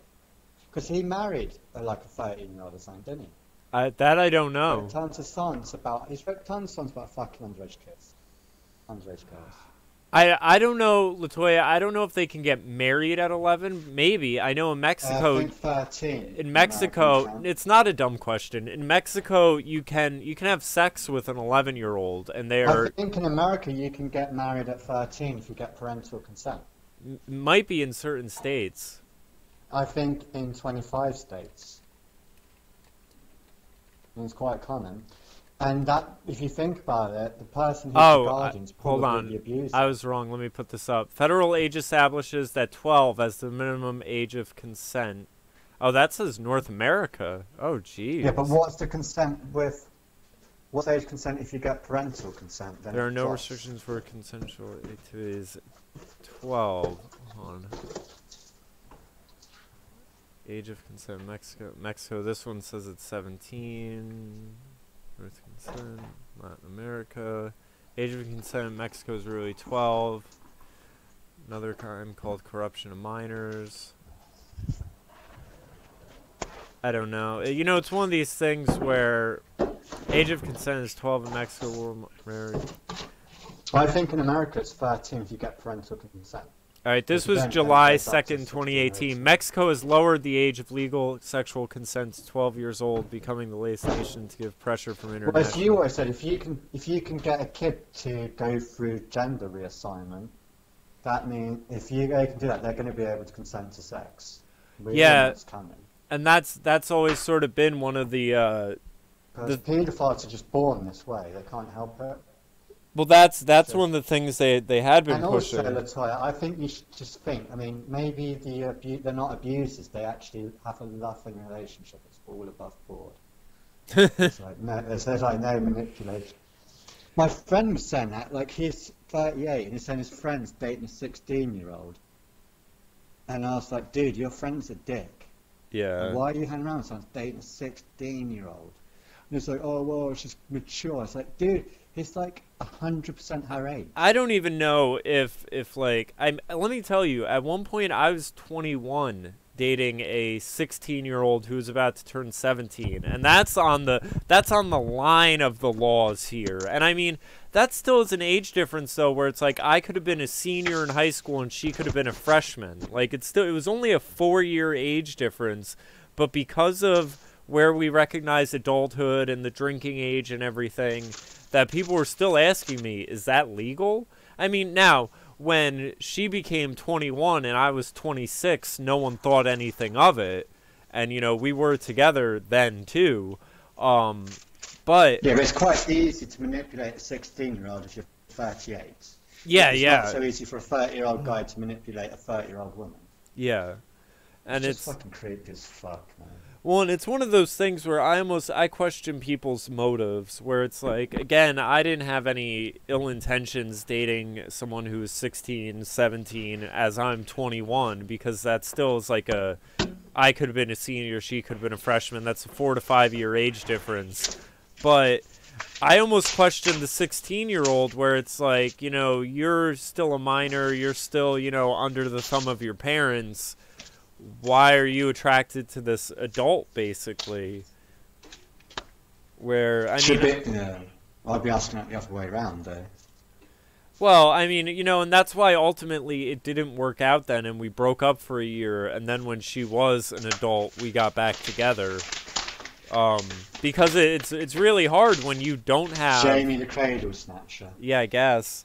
When you don't have, you know, parents to answer to, but the person you're dating still has a curfew and stuff, that's a bit of a damper on the relationship. You got any more questions flooding in? Not at the moment. We can see if any pop up. But I am glad that everything's been going smooth as far as it being live, and I don't think we're getting too much lagging or anything like that. But yeah, as far as general news, I mean, I'm glad we've come up with other things to talk about cultural-wise and everything like that, because the news sort of sucks. It's all just sort of shit being thrown at the burning fire. Like, I mean, you know, I just think the news is one of these things where it's like I look at some of these YouTube commenters, like Andy Worski has sort of popped back up, but it's just him sort of going after everyone he used to be buddy-buddy with, and I see the whole YouTube sort of anti-feminist, skeptic, whatever scene just sort of cannibalizing themselves out of lack of content to cover. Where it's like, you know, they're trying to keep up their revenue and stuff like that. Even Blair White, you know, I guess she did a video throwing people under the bus, trying to say that, you know, she's talked to certain right-wing YouTubers and... Oh, yeah, talking about throwing people under the bus. What about, I don't know why I follow this, but Random Rants of Ryan, Lift to Fail, and Isaac Cappy. Have you still been following that stuff? No, I haven't. Oh, it's just staged, engineered drama. So, I don't know how much you've been following, but they start linking everything back to this trauma film streak. Uh-huh. They've had trauma films, like threatening to kill them in the call-ins and stuff like that, telling them to shut up. And then, like, they give them, like legal response statements and all this stuff, and it's getting crazy. And then they've got this guy called Fagan, who was like a whistleblower. Wait, called what? To What was the name? Fagan You went out for a Mikey. second. Okay. And how he's now linked to trauma films, and Isaac Cappy's linked to trauma films. And it's just so staged, man.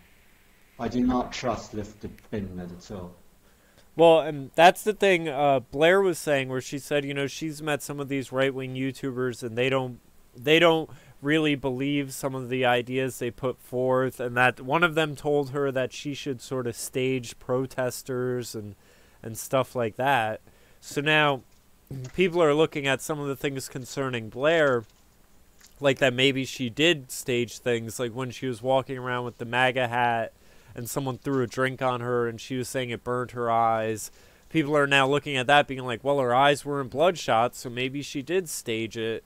And I just sort of think in regards... Who cares, man? Like, well, that's what I was going to say. I think if you honestly care about that stuff that much, you have too much emotionally invested in these people. Where I'll be the first one to say, please don't ever emotionally invest yourself in me that much. I know certain people say they like me and my content because they feel as if I'm always real and straight to the point, because I don't see a point in lying or presenting myself any other way than who I am. You know, that's why I have no problem talking about using heroin when I was younger or things like that. But yeah, I'm quite sorry to hear that, man. Yeah, Sounds pretty bad. it is what it is. I mean, it's one of these things where it's funny at my other job where people will You be like, recovered pretty well though. Like you're looking, you're a sexy human being now. well, and people will ask Yeah. me at my other job when I talk about it, and they'll be like, well, you don't have to get into it. And I'm like, no, having recovered from a drug problem is part of the reason I was able to get this job. Like, I need to. My technical role is peer companion, and then when I get all my training in, I'm a peer advocate. But I have to be on the level with these people. I'm not an authority. I'm not above anyone. I'm on their level, and I'm there to say, you can rise above this. Like, you can overcome. I've smoked heroin like 3 times and just thought it's pretty crap. It's not for Just some didn't people. like it. Shit. I Made me quite ill as well. I couldn't really do any function. Like I had to do like a sim race, sim racing. It was like quite realistic. uh-huh. I managed to do qualifying, but I had to have a bucket next to me. Yeah. So I had to turn my mic off obviously because I was like throwing up. That's what would Uh, happen to me. I'd go in a bathroom, pour something out on the top of the toilet, do a Yeah. line of it, and then just throw up instantly. And then the race would start, and I'd be like, I probably could do this, but I'm not going to enjoy it. I'm just worried I'm going to crash into someone. So I'm just going to bail at that and just let them just go and just die in bed. See, the So thing, I never got anything from it. I didn't really get any. I think if I was in pain, I can understand why people take it. yeah. Painkiller. See, and that's Other than that that, was always my thing, is because I've had chronic Lyme since I was a kid, so I'm always achy and things always hurt. So, but I mean, it's one of those things where, like you're describing, heroin sort of makes you so you can't function. And any sort of yeah. substances that I've used or abused, I like to be functional. I don't like not being able to do what I need to do.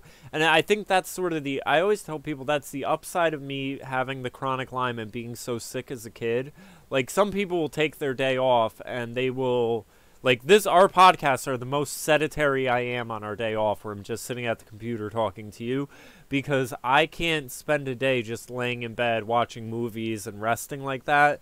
To me, that's what sick people do, because it's all I could do when I was really sick. So it's like, if I'm not hurting and I'm not achy and I'm in good health, I want to take advantage of it, because I know what it's like to not have it.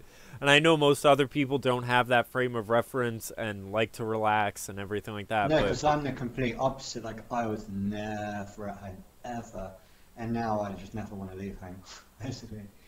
So it's kind of like I do get what you mean. yeah, I don't know. I can't lounge too much. Like, it's sort So of you're like, back to smoking weed now then? Because I thought you stopped.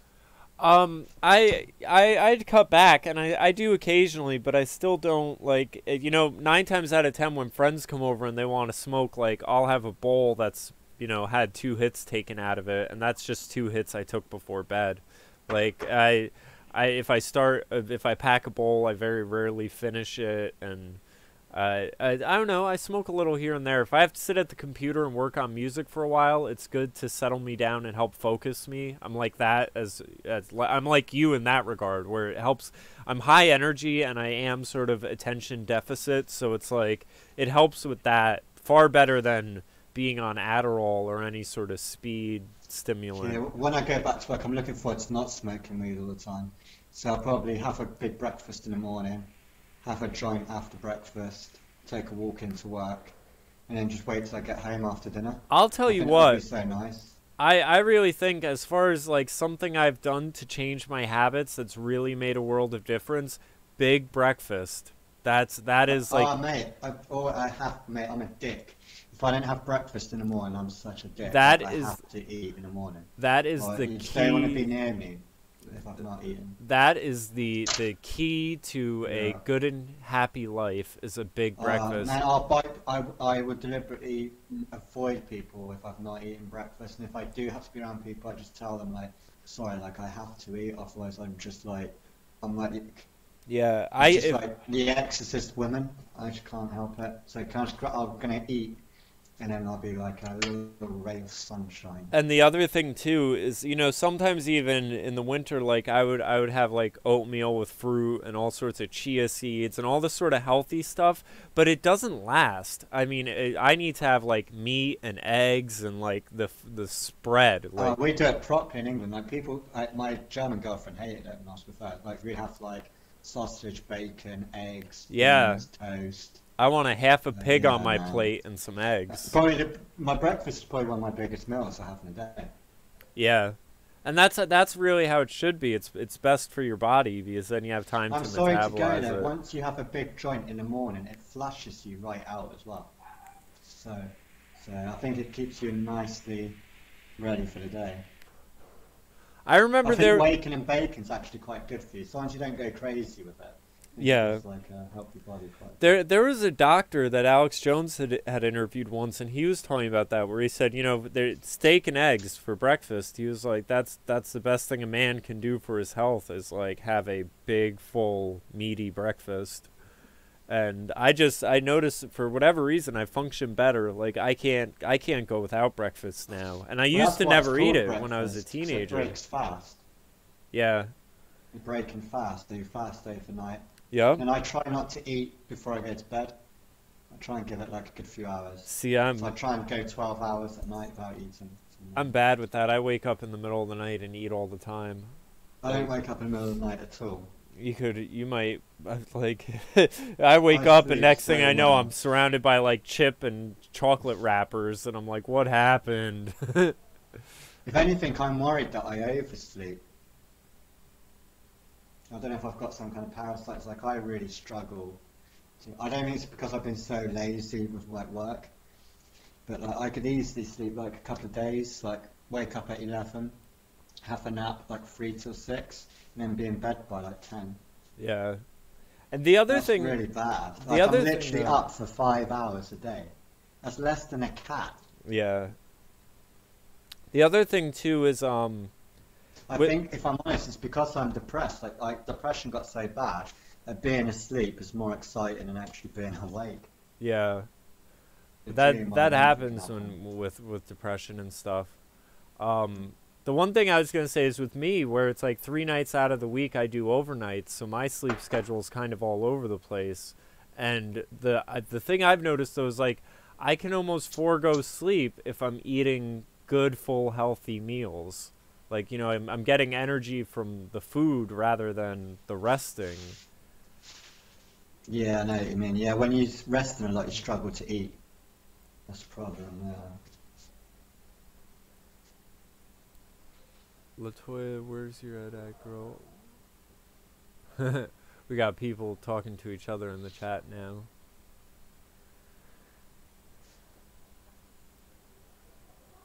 I'm so glad this hasn't dropped out or anything like that. Click on Drudge Report. That'll give you some inspiration.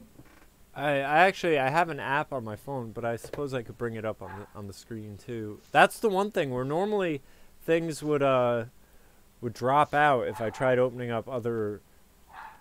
Drudge Retort. I don't know why that's in one of the autofills. Drudge Retort. That's so weird. Let's see. 15 days. Is that what it is? You know, I have to Must say, be, yeah. I have I know a handful of friends at this point who have switched their voting party from Democrat to Republican. The walk away movement is definitely alive and well. Yeah, but you're just going to import all these Mexicans and they're going to get the voters' IDs, man. Yeah.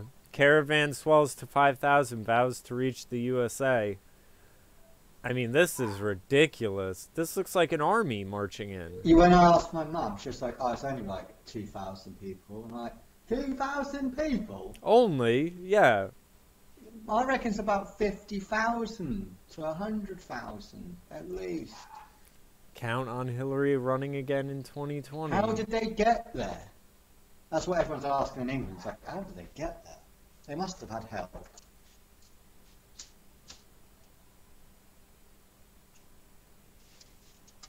You're not getting worried about that? I'd be fucking worried, man.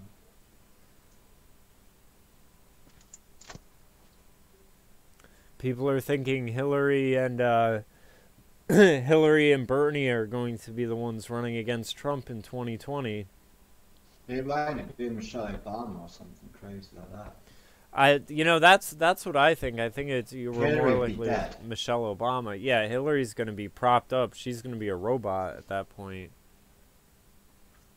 Maybe that's what will really happen. She was in bed with Google, and maybe Google is just going to be like, here's our not even our first woman president, but our first transhumanist president. We have embedded AI cybernetics into Hillary Clinton, and it's her body with a Google AI system embedded into her head. Yeah, but you say that, I think at some point all law will be algorithmed, and then politics will be algorithmed. It gets shitty.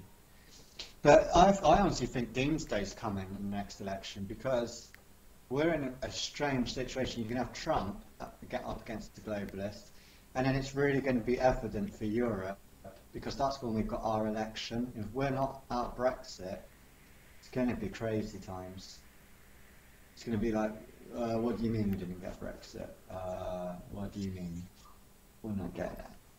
And then we're not definitely. That's going to be such a wake-up call for the whole of England. Here's an article.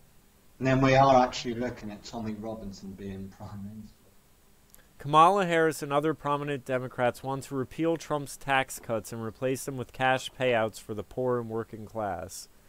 And this is one of the ideas now that the Democrats have actually tried to... I guess they're trying to build a platform, and here's one of the things. It's just universal credit.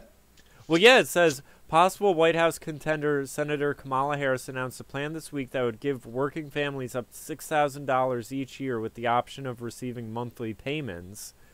And it's basically a wealth redistribution scheme to take money from the rich and give to the poor. Now, I had a woman who believes she's a victim of gang stalking call me on that warm line at work. She got so hostile when I tried to put forth the idea because she was talking about wealth redistribution, and I told her, I said, oh, well, because of my, and this is one of the things I say, it drives people crazy because people try to act as if they're religious. And I said, oh, well, I'm against that. It's against my religious beliefs. And they say, what do you mean? I say, oh, well, I don't concern myself with how much money Bill Gates or whoever has because that's coveting my neighbor's property. That's a sin to me. I'm not concerned with how much wealth other people have. I'm only concerned with my own and what I can do with it. And they're like, that's not a sin, they have too much, this, and that. I said, yeah, but you're coveting your neighbor's property. Like, you're jealous of them. Jealousy and envy are sins. Yeah, you're creating your own hell.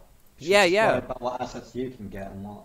Yeah, and then they said, they said, well, the rich take from the poor. And I said that, Ben Shapiro says this all the time. He says, the rich can't take from the poor don't have anything to take. Yeah, they're poor. And when I say that to people who are all obsessed with socialism and wealth redistribution, let me tell you, nothing makes them fly off the rails quicker than that. Because they know deep down inside it's true. It's the same debate I have with my African friends. They go, oh, you robbed everything from Africa. It's like, I can't see you getting minerals out the ground anytime soon, guys. Well, you know what I tell Africans? I say, oh, what, diamonds? The things we convinced everyone have value? Diamonds don't have any value. How are you going to get it out the ground anyway, you fucking cunt? Like, diamonds have no intrinsic value. Like, if we didn't convince everyone these things were worth... You can't even turn up to lunch on time, let alone dig for minerals, man. If we didn't convince everyone that those things have value, like, they wouldn't... Like, yeah, there's no wealth to be taken from... I mean, besides minerals that are used in Chinese technology, I guess. But a lot of it's value that we convinced people that these things have. I mean, I always think it's funny. You get the same thing over here where everyone says... It's the same thing. Like, I didn't finish with Paul's guitar, like $3.5 grand. It's like if I had $3.5 grand just for guitar, I could probably pick 5 guitars and then pick up an amp and pick up a few pedals. You'd have a whole rig. Yeah. Yeah, I get 2 real nice Les Pauls, man, and I've still got like 1,300 quid left. Yes, please. And so, I know I feel like a dick trying a guitar that expensive. I feel a bit dumb. It's the same reason I've got like a really nice fake Rolex. I do like Rolex, but even if I had millions and millions of pounds, I wouldn't spend a couple of grand on a fucking watch. Yeah.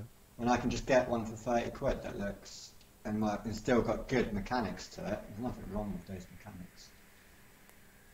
And it's the same guitar, but yeah, just material thing. I'm struggling. If I get a 3 grand Les Paul, do you know what it's going to sound like? It's going to sound like me playing a 3 grand Les Paul. That's still the problem. It still sounds like me. Yeah. Yeah, I always think that's really funny where I would have people who would buy, like, I had one friend who couldn't play piano whatsoever, buy, like, a $2,000 Nord synthesizer. And I'm like, this thing has so much to it. Why didn't you just pick up, like, a $300 mini Korg and go from there? Like, yeah, and the less stuff you've got, the more forced you are just to play. Yeah. Yeah, that's so true. Yeah, this. So, yeah. I'm scrolling over this, you know, universal. I mean, it is universal credit, like you were saying, how they're trying to just. And then it's one of these things where, you know, I look at. Well, people aren't going to have jobs. There's going to be a new society where people just don't have jobs. Everything's going to be algorithms and AI, like everything. Your supermarket, like I said, all lawyers are going to be out of a job. All accountancy is going to be out of a job. Everything on when you phone up, you're not going to get a call center, you're going to get a robot. Yeah, you're going to need it already is like that. Where a lot of the phone systems are automated. I mean, that's my biggest gripe with Google and YouTube, where it's like if you have any issues with them, they send you to a like community message board where it's like, here kids, try to figure out the problems yourself and tell each other how to fix them. We're not gonna. I mean, you'd think this company with all the money they have would have someone at a computer able to answer your questions. I will hand it to Microsoft. They're really good with that. Anytime I have an issue with Microsoft products, I can get someone on chat to answer me within minutes and give me a solution. Anything Google or YouTube related, they just send you to a message board where it's people trying to figure out the problems and then telling each other how to fix them. They don't have shit for customer support. And they don't need to. They're a monopoly. If there was any sign that they're a monopoly, it's their complete lack of customer support and concern. Well, I worked for Starr, used to get that. Used to get people massive printing contracts. They can't get their printer fixed, like just recovering files. They go to tech support and they can't get it fixed. With Surex, so I'm like, the customer, I'm like, you do know we've got like forums and community, like. Everyone's got the same model as you. You can't be the only person that's lost their files and can't recover them. Like, it can't be. It must happen all the time. So I think glitch issues, you should be. I don't understand why tech support aren't looking on that for you, and I don't understand why you're not looking at it. So I started looking at it, and then everyone was like going, "Oh, Paul, you can't give advice. You can't do this." It's like I'm reading information from surex.com. It's like the forum that's on your webpage. And you're saying I can't talk about it. So then I started having to do Stephen Crowder going like, there is a forum post here. It is some random guy that's wrote it. Draw your own conclusions. Do this at your own risk. I know nothing. I have no technical guidance. I don't know anything. But I think you want to be looking at your DAT files, and it's how you get into your DAT files, and you might find it there. And you're also looking for these folders. And everyone's going, you can't give that advice. You can't. It's like, well, then get it the fuck off your webpage then. You know, it's interesting. Here, and it's like, do you know what I mean? Everyone's like a bot at work, and that's why I get fired. It's like, no, we're paid to help people. Like, I've got common sense. I know you guys fucking don't. But I don't know anything about printers. I reckon I can fix any printer. Here's I really do think I can. Because printers are meant to be user-friendly, guys. Like, yeah. A lot of these glitches, we should be able to go on Google and it's not a unique. I don't think a printer has a unique problem that hasn't been resolved already. Here's an article kind of talking about what you were talking about real earlier on in the podcast. It's employees and execs are failing drug tests at shocking rates, and it's saying New York City employers are squarely blaming a raging drug epidemic for much of the trouble they're having filling jobs in one of the tightest labor markets in a generation. More local prospective workers are testing positive for substance abuse or are showing up stoned for work. And even as weed is legalized in some places or viewed as more socially acceptable, it's not just marijuana's job impairment side effects that bother these hiring managers.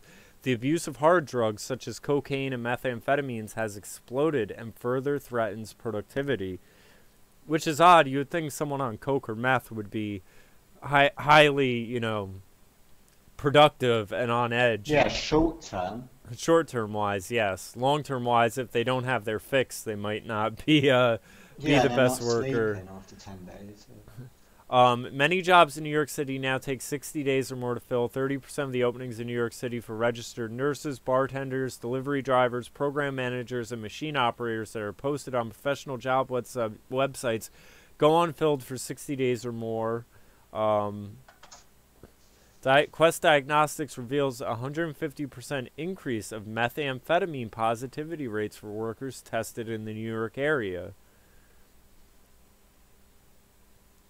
Yeah, so you're having, and you know, part of it I wonder is it's just like trying to keep up with the way, and that's one of the things where I think it will lead to automation, where it's like we want so much from these workers that they are trying to, it's almost like sports enhancement drugs for athletes, where these people are needing I have to mental. No one did anything in my last job. Like, the other problem we get is the biggest complaint I got on the phone was because you got these printer contracts, just small little bits that go wrong. You could wait weeks for that bit to turn up. It's got to come in from Holland, then it gets lost, then an engineer's got to put it in.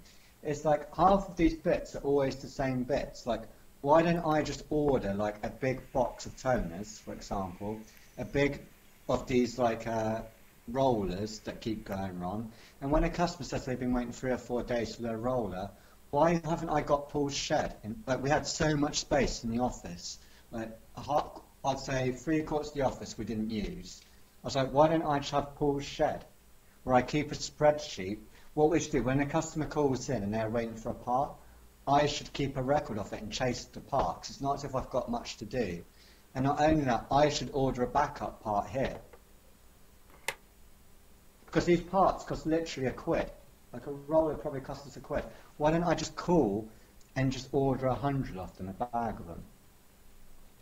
And then I'm not getting this customer call me every fucking day saying, crying their eyes out because they can't function. Like, a printer's a big deal for some businesses, and they can't function just because of one little roller that's coming in from home. Like, why don't I could literally get on the train and fucking, like, these contracts are important, some of them. But you can't be fucking with people. Like, why can't you just make people's lives better? And again, we can't do that. They've got to go through this system, they've got to go through that system, and you're making these new rules. I'm like, dude, it should be totally fine that I've got my own stock of of the most. You keep a spreadsheet of the parts so you see what parts are most common. Because these are causing complaints. I'm here to stop complaints. I'm an escalation guy. The only way I can stop complaints is by sending the shit out myself. Don't cost anything. Just pay $5 for a special delivery. And do you know what that is? Do you know what you're doing now? You are offering customers excellent customer service. And why do you think, like, Stuart is big, why do you think everyone wants to speak to Paul when they get through to his line? It's because I actually sort shit out. Yeah, I might be unprofessional about it. I might, like, sound a bit off on the phone. I might make some rude jokes. But customers love me because I'm not going to fob them off. Like, I'm going to get it fixed one way or the other. Like, the amount of horror stories I hear, and all it is you need a fucking toner. This is Surex, one of the biggest companies in the world. It's taken 3 weeks to get a customer a toner. Like, what am I going to tell the guy? Do you know what I mean? Just give me a box of fucking toners. Like, even if it's just black and white, I can go, look, have a black and white one on the house, use that until the other one turns up.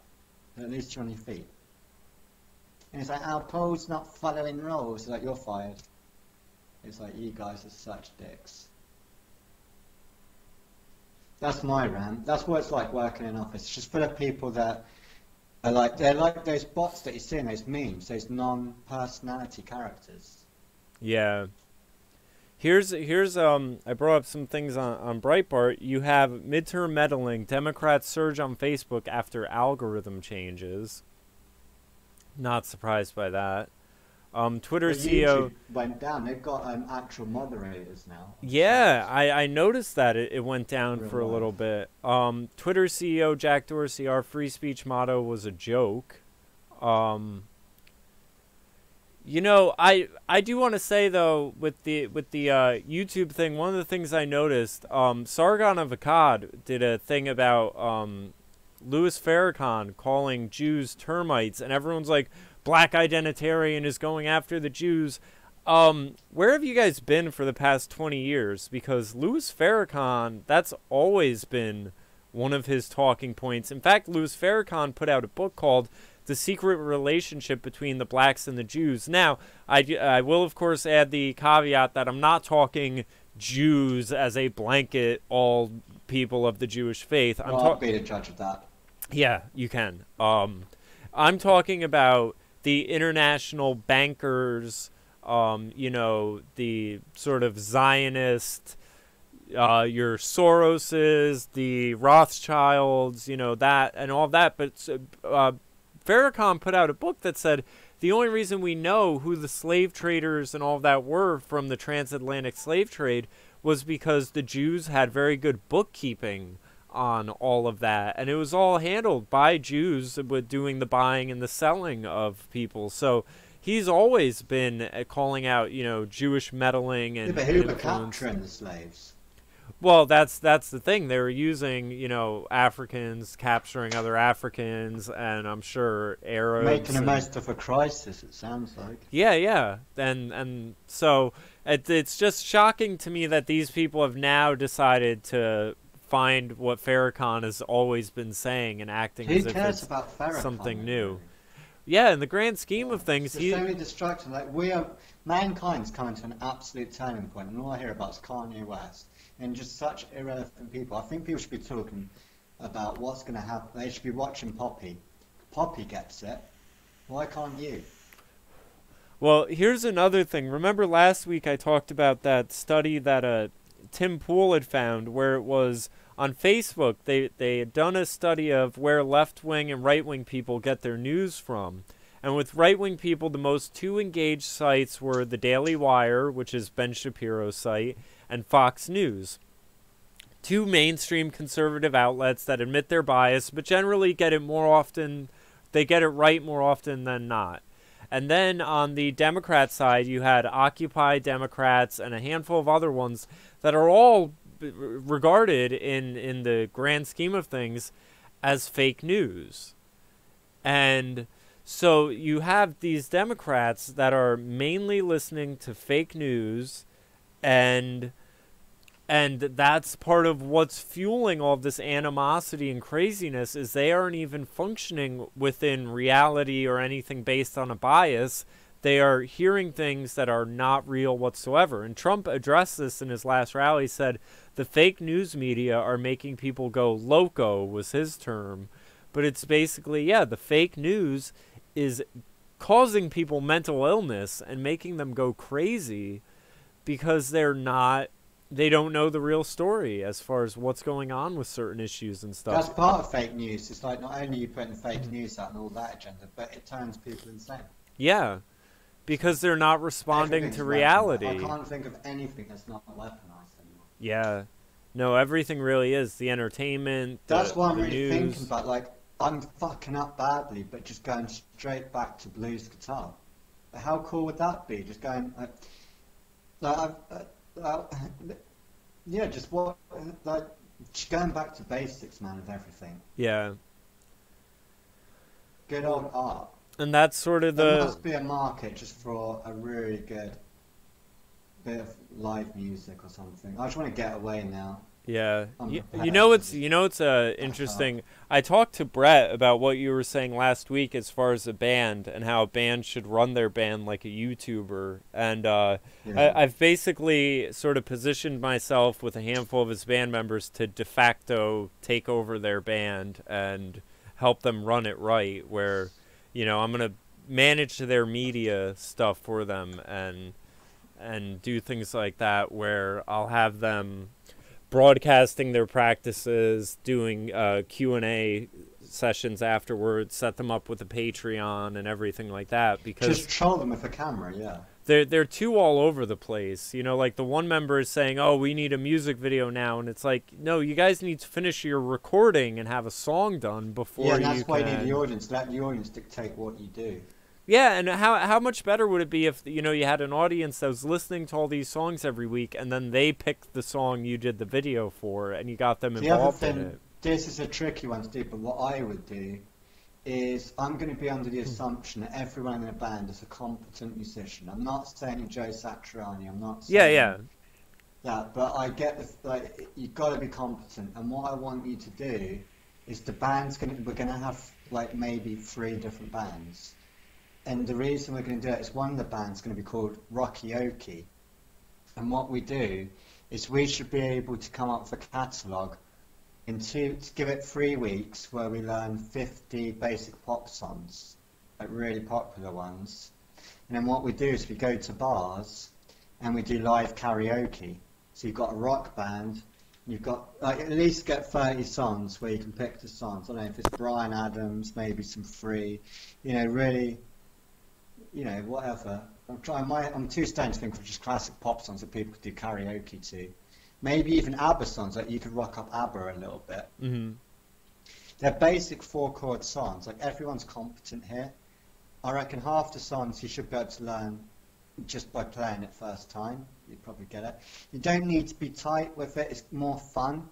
But make sure, if you cover like basic pop songs, you can do it in a rock and roll kind of fashion where it's good. And then you can get the band playing live every single weekend at a bar and get good money.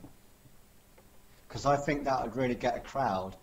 Now you've got to be honest with the vocalists. This is going to keep your vocalists on the truck, because basically you're auditioning the whole town every single night. Their guitarist and drummer are doing a project like that where they play every week at a bar and do covers and stuff like that. But Yeah, like but you're instead saying, of it would doing be covers, better fuck if having a lead guy. it would be better if they let someone come up and sing. I think 30 songs for a competent guitarist is really easy. Like even some Radiohead, maybe, you know, it's just anything. Like a few Beatles songs, Rolling Stones, you know, maybe an odd Metallica song.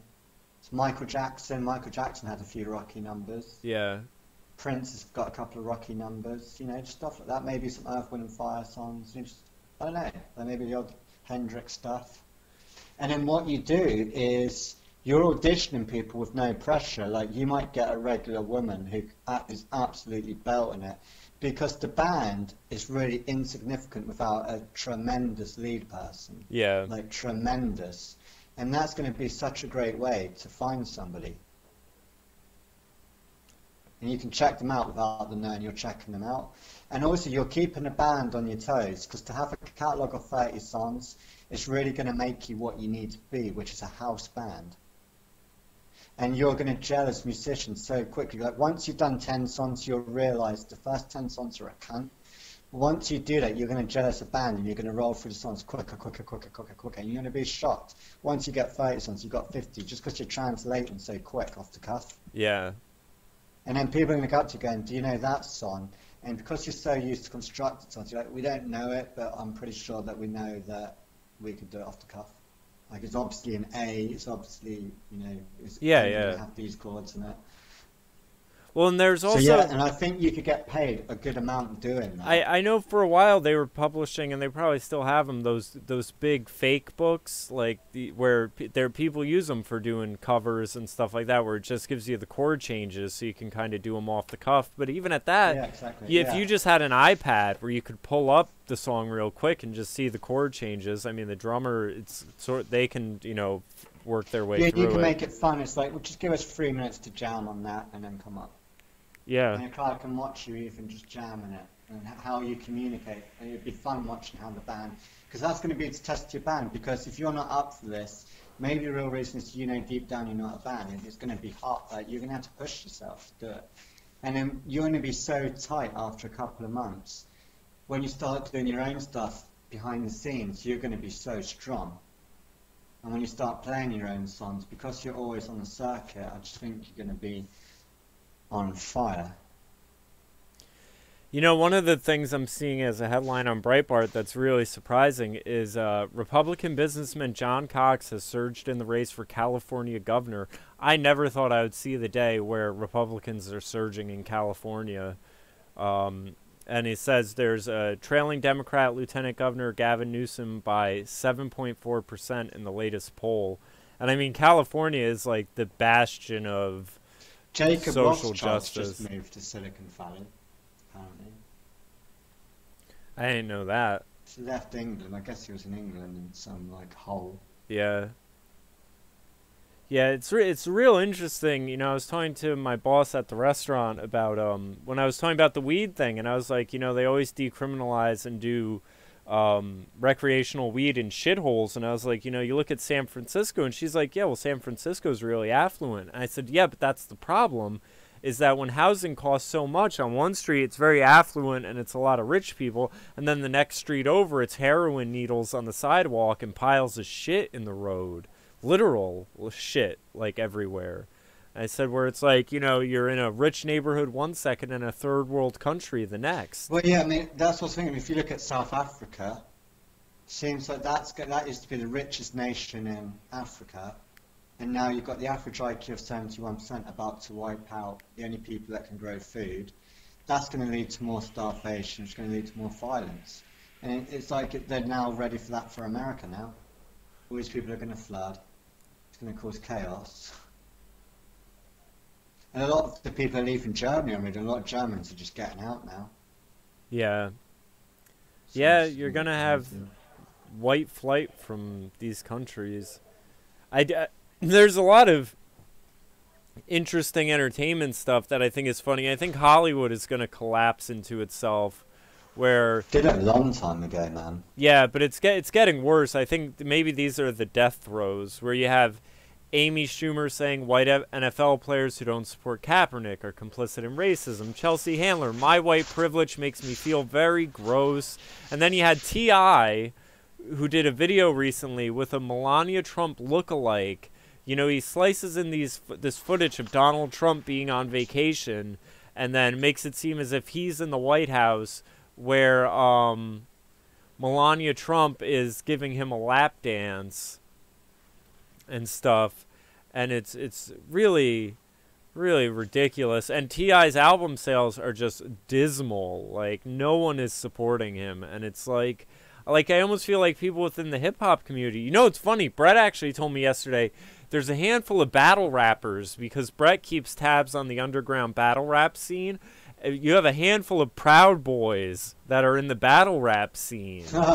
Yeah, and I hate rapping. Rapping's just shit, dude. I'll tell you what rapping is to me. It's like if you had a guitar and you could just do this one lick in G. You know, it's one cool blues lick, and that's it. See, the it's thing, just one lick on but a guitar. The like, thing is I think the mainstream rap is like that, where you have a lot of these mainstream rappers that are getting really big, where all they're doing is the same thing over and over to a different beat. I just think it's overhyped for the amount of talent it is. I don't think it's that.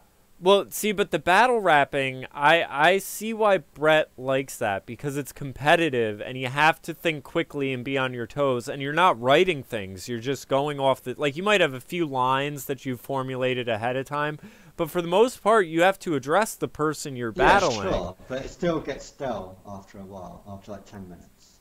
Yeah, I could see that. Because if it's not your thing, I mean, I could see why people aren't into it. It is my thing in very small amounts, but as a musical thing, I think it's a different kind of art. I don't think it is a musical art.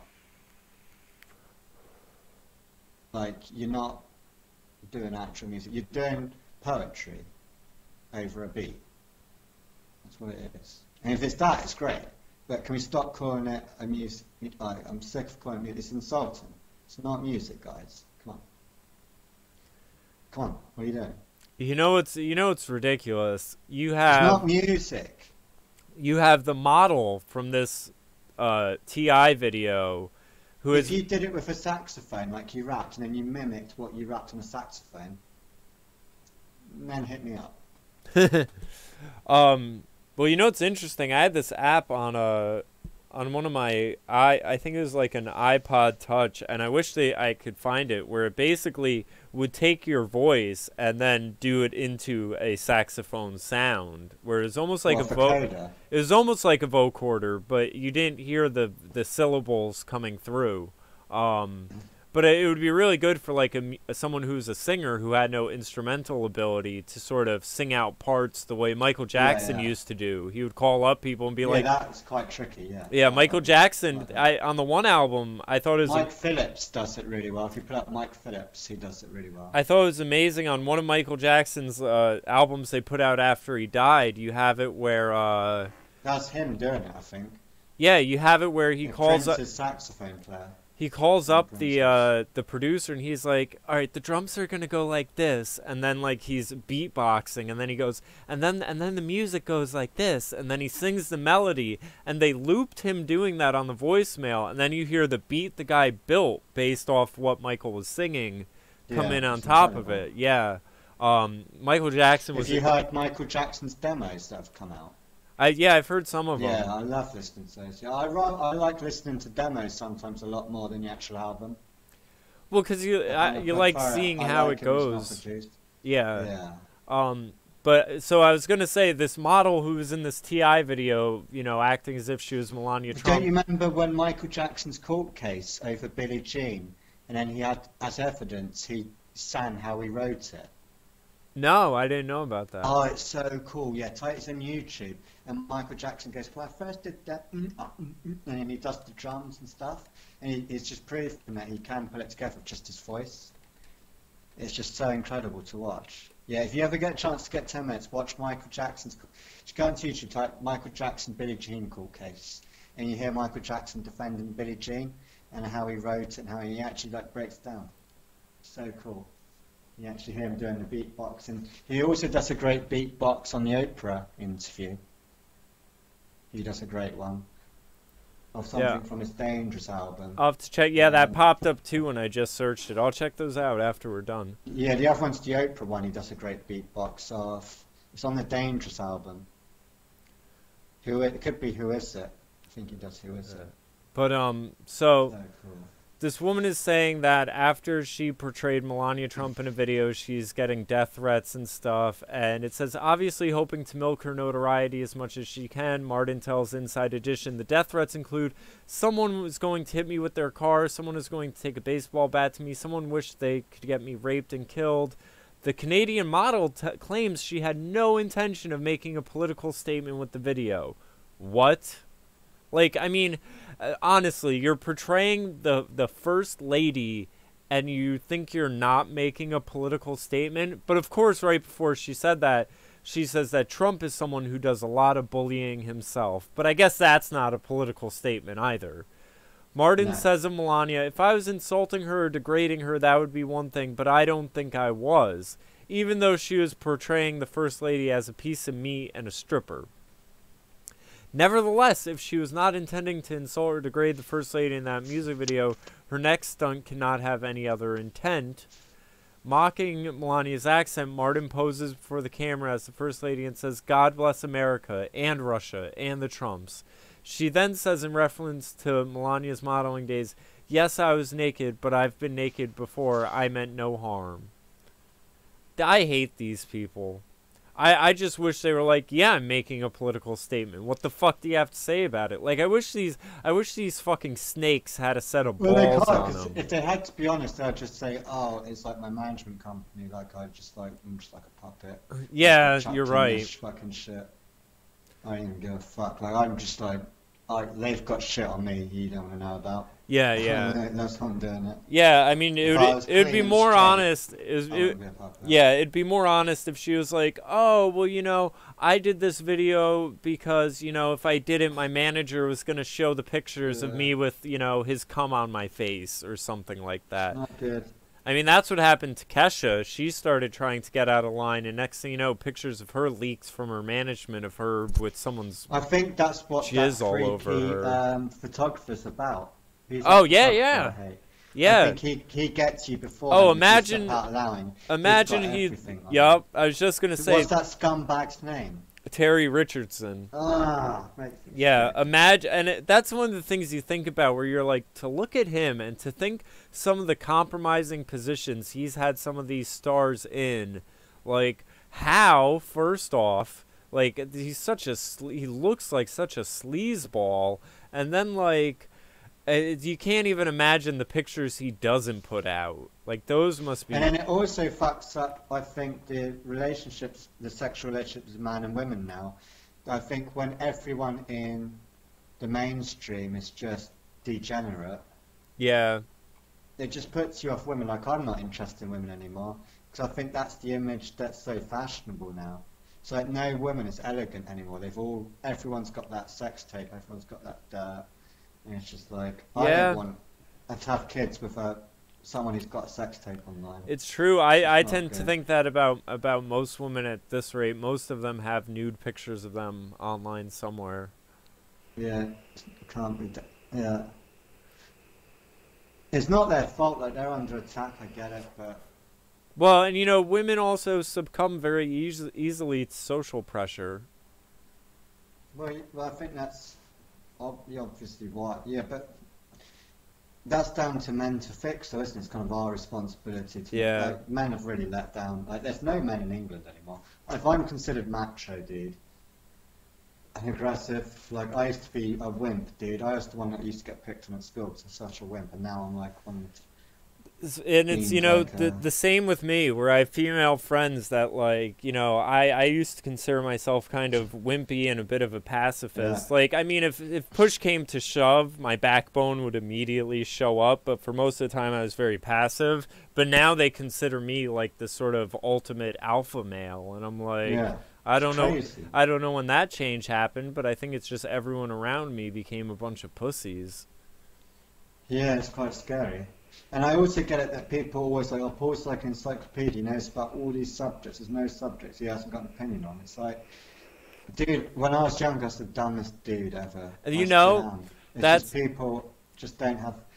I don't know that's what it is you funny. guys do That woman that when you calls get my home. calls my one job and thinks she's being gang stalked. She then, after talking to me for a while, she called up one of my other coworkers and said, Jamie is too smart to work here. He sounds like someone that went to Harvard or Yale, which she's obviously got that wrong, because if I went to Harvard or Yale, I'd think that there's no such thing as man or woman, and genders are socially I'd be a social justice warrior if I did. But she basically, because I'm so smart and educated on the issues I find important, and it's all self-educated, but she thinks that I'm actually a CIA agent that is spying on her through the phone line. It's really interesting, where it's like, oh, too educated to work in a job where that concerns like mental health and caring for people. Like, what, you think we have a bunch of morons that are the ones trying to help people? Like, I don't know. It's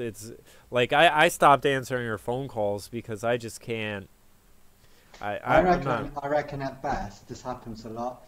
I think she probably was gang stalked, and it fucks you up so mentally that after a while these people get bored of gang stalking you, but because you're mentally fucked from it, it kind of still carries on in your head.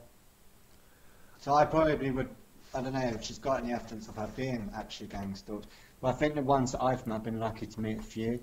Some of them, it's obviously stopped, but it still fucks with them. Yeah, I don't Like know it about. definitely did happen to, like some of the ones I met, it definitely happened to I them, don't know for about sure. her, just because the things she cites as examples are so vague, and just like it's Yeah, she got any like good evidence, like a no, it's chip it's or like anything like that. no, it's not No. electronic or any of the radiation, none of the electric, the microwave frequency stuff. It's all stuff when I ask her about it, like that the CVS was out of her favorite juice, so she thinks the government agents went in beforehand to pull it off the shelves. It's more like she's just constructed this narrative to explain all of her problems in life, rather than it being the actual I think she has paranoia issues, and then she found that conspiracy theory and is putting everything through that lens.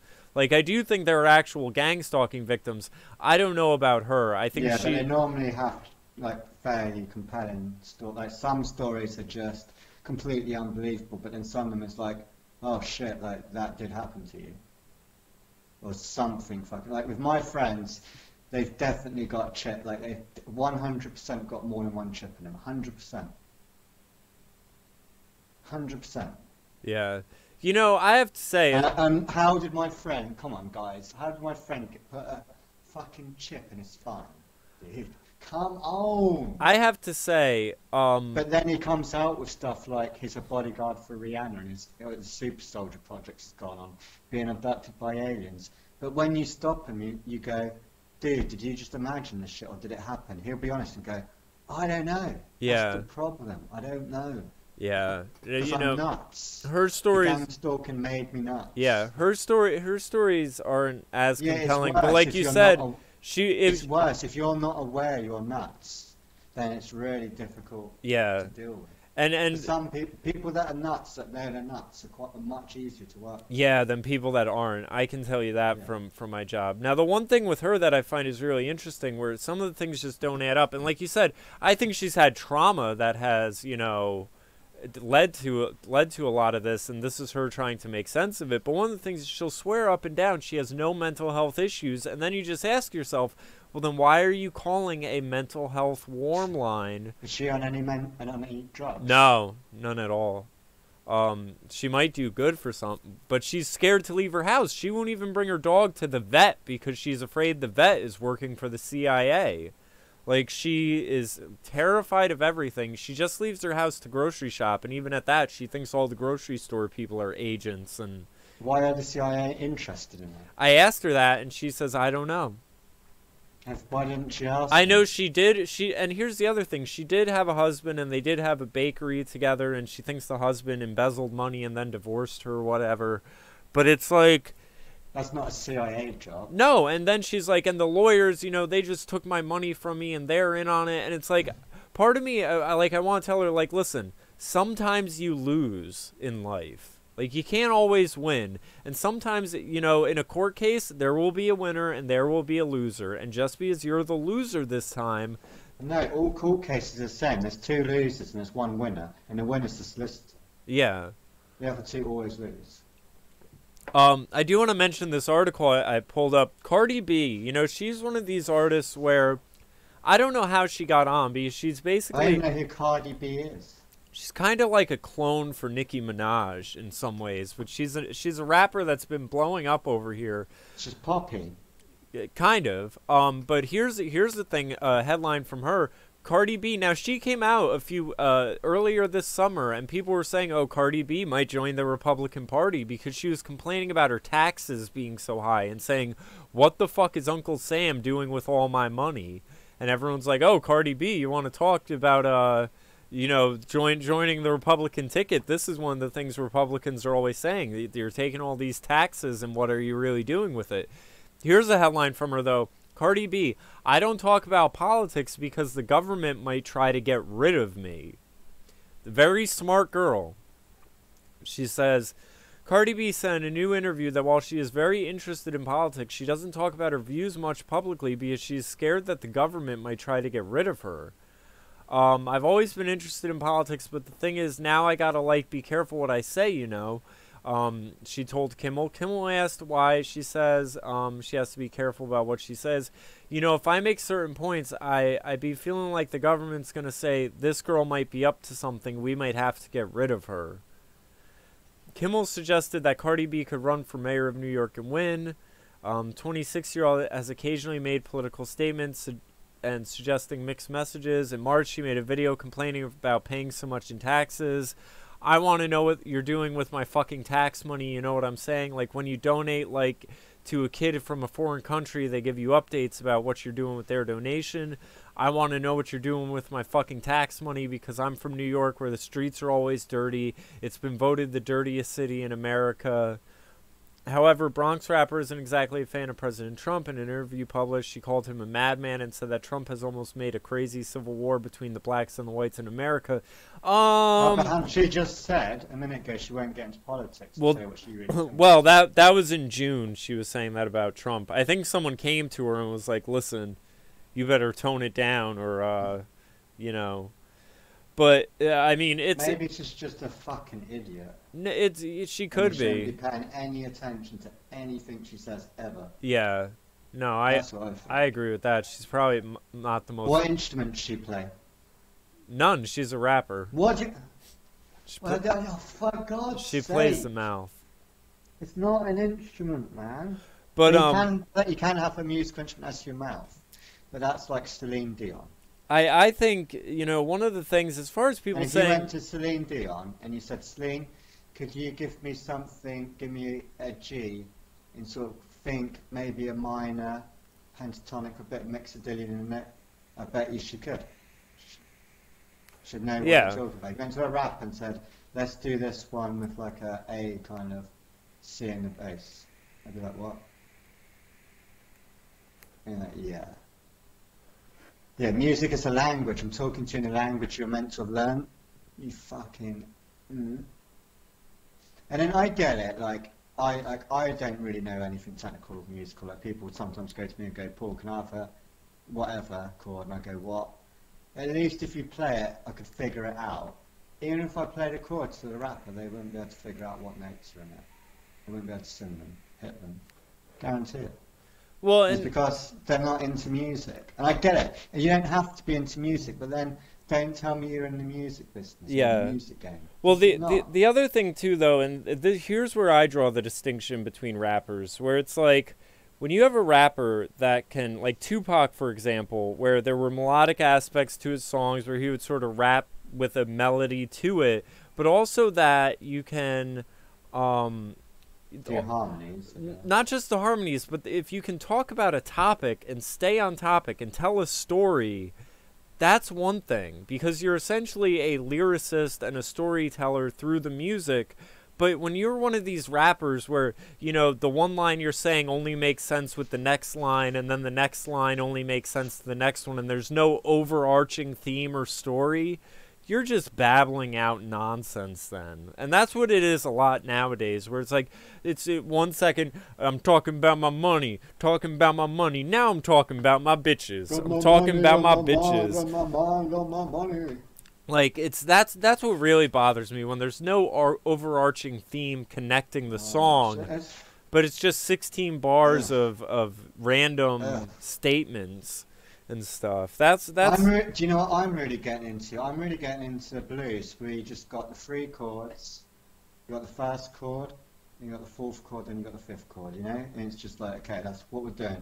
And you've got to learn it in G, then you learn it in C, then you learn. Do you know what I mean? It's just like good old-fashioned jamming out, and you need to know your stuff to be able to do it. Come up with different. Like, it's easy to play a G chord, but you know, you want to come up with an inverted G chord or something, or do a riff into or something, you know, just have some kind of musical, he's got a bit of finesse about it. One of the things I want to say, as far as that Cardi B remark about Trump creating a civil war between blacks and whites, let me tell you what. Charles Manson was right. Well, and yeah, I've been saying that for a while now. Helter Skelter. But blacks weren't burning down Baltimore and all of that under Trump. That was under Obama. So racist, Jamie. That was Obama, where we were having these police shootings and everything like that. And you know what's happened now is they had it where, who is it, the ACLU or one of those agencies. They, at first, when all this was happening under Obama, they were pushing, we need body cams, we need the police to be held accountable, they need cameras on them so we can see what's happening. And now they have cameras, and every time someone says, oh, the cop's being racist, they say, well, let's pull up the footage. And you know what they find out? They're not, and it's actually the person that's in the wrong. So now you have the ACLU, or whichever agency it is, wanting to get rid of the body cameras because it's ruining their narrative that cops are racist and are just out to shoot and kill black people, and they can't run with that storyline anymore. So now they're against it. It's really ridiculous how they want it 1 second when they think it'll help their narrative, and then when it's working against it, now it's suddenly a bad idea. Yeah, well, just wait till these millennials can fight. Fucked. Yeah. Well, there's a lot of polling over here that says the next generation is actually the most conservative generation coming up, because it's like, I think little kids, because they're so innate with some things, if you go to a little kid and you tell them that a boy can become a girl just by saying so, they're going to know you're full of shit. Like, you might be able to tell them there's a Santa Claus that drops off presents once a year, and they might believe that. But did your parents tell you that? My parents never told me that. My parents did, but they didn't try to enforce the idea too much. But once I figured it out, they were like, all right. Pretty early on, yeah. Yeah. Yeah, it's kind of bad. Like, yeah, I don't know what kids are gonna do. But the thing is, we're gonna have to rely on them when we get older, man. They're just gonna steal everything we build up. Yeah. Anyway, I think we should probably wrap it up. We've almost done 3 hours. This is like a Joe Rogan podcast. It's so boring. But like I say, every time we do it, it's like as soon as I put the phone down, something crazy happens. Something crazy happens, or there'll be like a satanic findings in some WikiLeaks. Yeah. The only thing I have been saying, I was going to talk to you about, was I've been reading a lot about Madeleine McCann, quite a lot. Has there been? If you wanted to go through that. Well, we can get into it next week. Just because I just wanted to get to the point that it really does show that we have no care for children at all. I definitely really think about it. Yeah, I think society at large, we really don't. The children, I mean, you look at the way they use them in these school shootings as pawns. Yeah. Now I was going to get into Madeleine McCann. I've been able to it kind of does go back to our school shooting in Dunblane that we had, where we all lost. That's how we lost our rights to have guns. That school shooting. So yeah, it's just really fascinating. I got to talk to this woman as well, and she's an expert in psychopaths and people being sadistic, and she was explaining to me that the McCanns are definitely like. I don't understand why you're ruling out that Katie McCann could be a sadistic psychopath. And she's showing me, like I've shown you those reports, like how common it actually is for women to rape children, to be paedophiles themselves. Yeah. But yet they never get charged for it at all, and they never really hear about it. Well, like I had said, how common it was. It was like, oh, I didn't know this. Well, like I had said, Yeah, why would you let Katie? Why wouldn't you at least?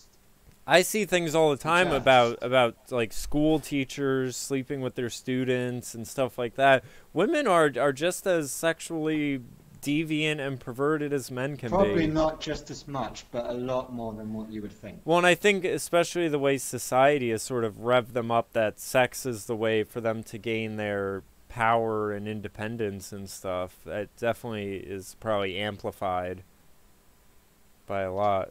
But yeah, and then I found out about Jane McCann. He's been caught in 2 paedophile busts before. Really? Yeah. And the reason why all these people are helping him out is because this person who wrote books on psychopaths, she was saying psychopaths, they might be psychopathic to you, but to other psychopaths it's different. They're like a club. And they will share kids. They will share their children because it's like within the club. And yeah, I don't. Well, I was going to say that's what sort of in deeper pedophiles. That's what sort of goes on. That's why all these resources have been thrown at it. I was going to say that's what sort of goes on with the. The thing it's like, how long has this case been going on? 11 years, millions and millions of pounds, detectives on it 24/7. When that should be on looking for action. The problem is kids being exploited. Why didn't you spend on actually looking for other kids you might find? It's just so obvious when you start really digging deep just how murky the British government is when it comes to this business. Yeah. Well, and even the American government for a while, Obama with his $50,000 of hot dogs and whatnot. But yeah, let's pull some articles on that and get into all that stuff next week. And also, Madeleine McCann goes back to Podesta, remember? Yeah. They were suspect.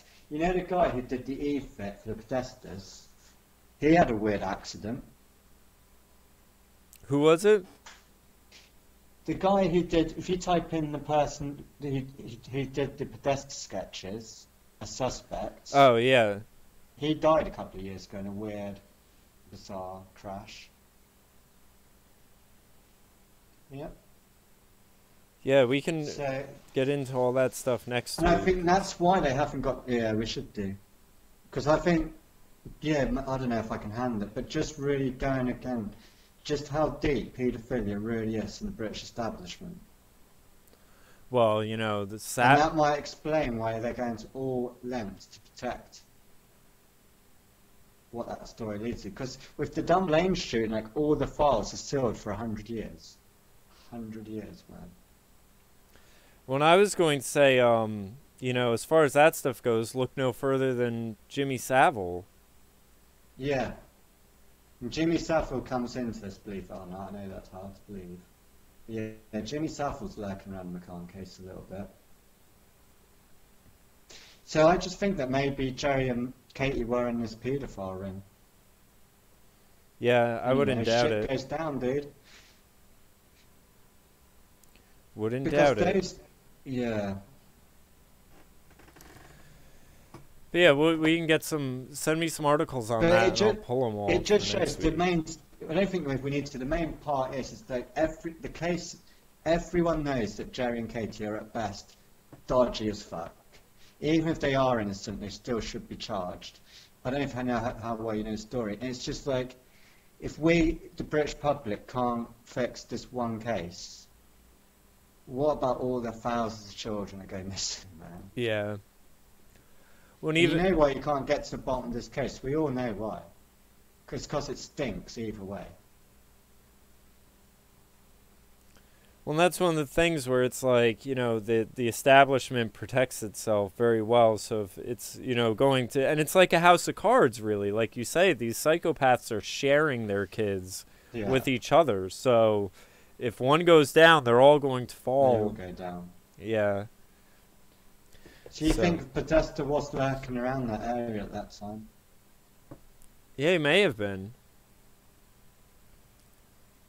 I mean, I don't remember the details that much. What I think there were, you know, things that sort of alluded to that as far as like flight records or something like that. I don't really remember the details. But again, this is a network that spans like, and that's one of the things that I feel like the conspiracy in general would bother me, where it's like, Well, here's one thing, the most vital thing about the McCarthy. Say this was you, this is how it went down.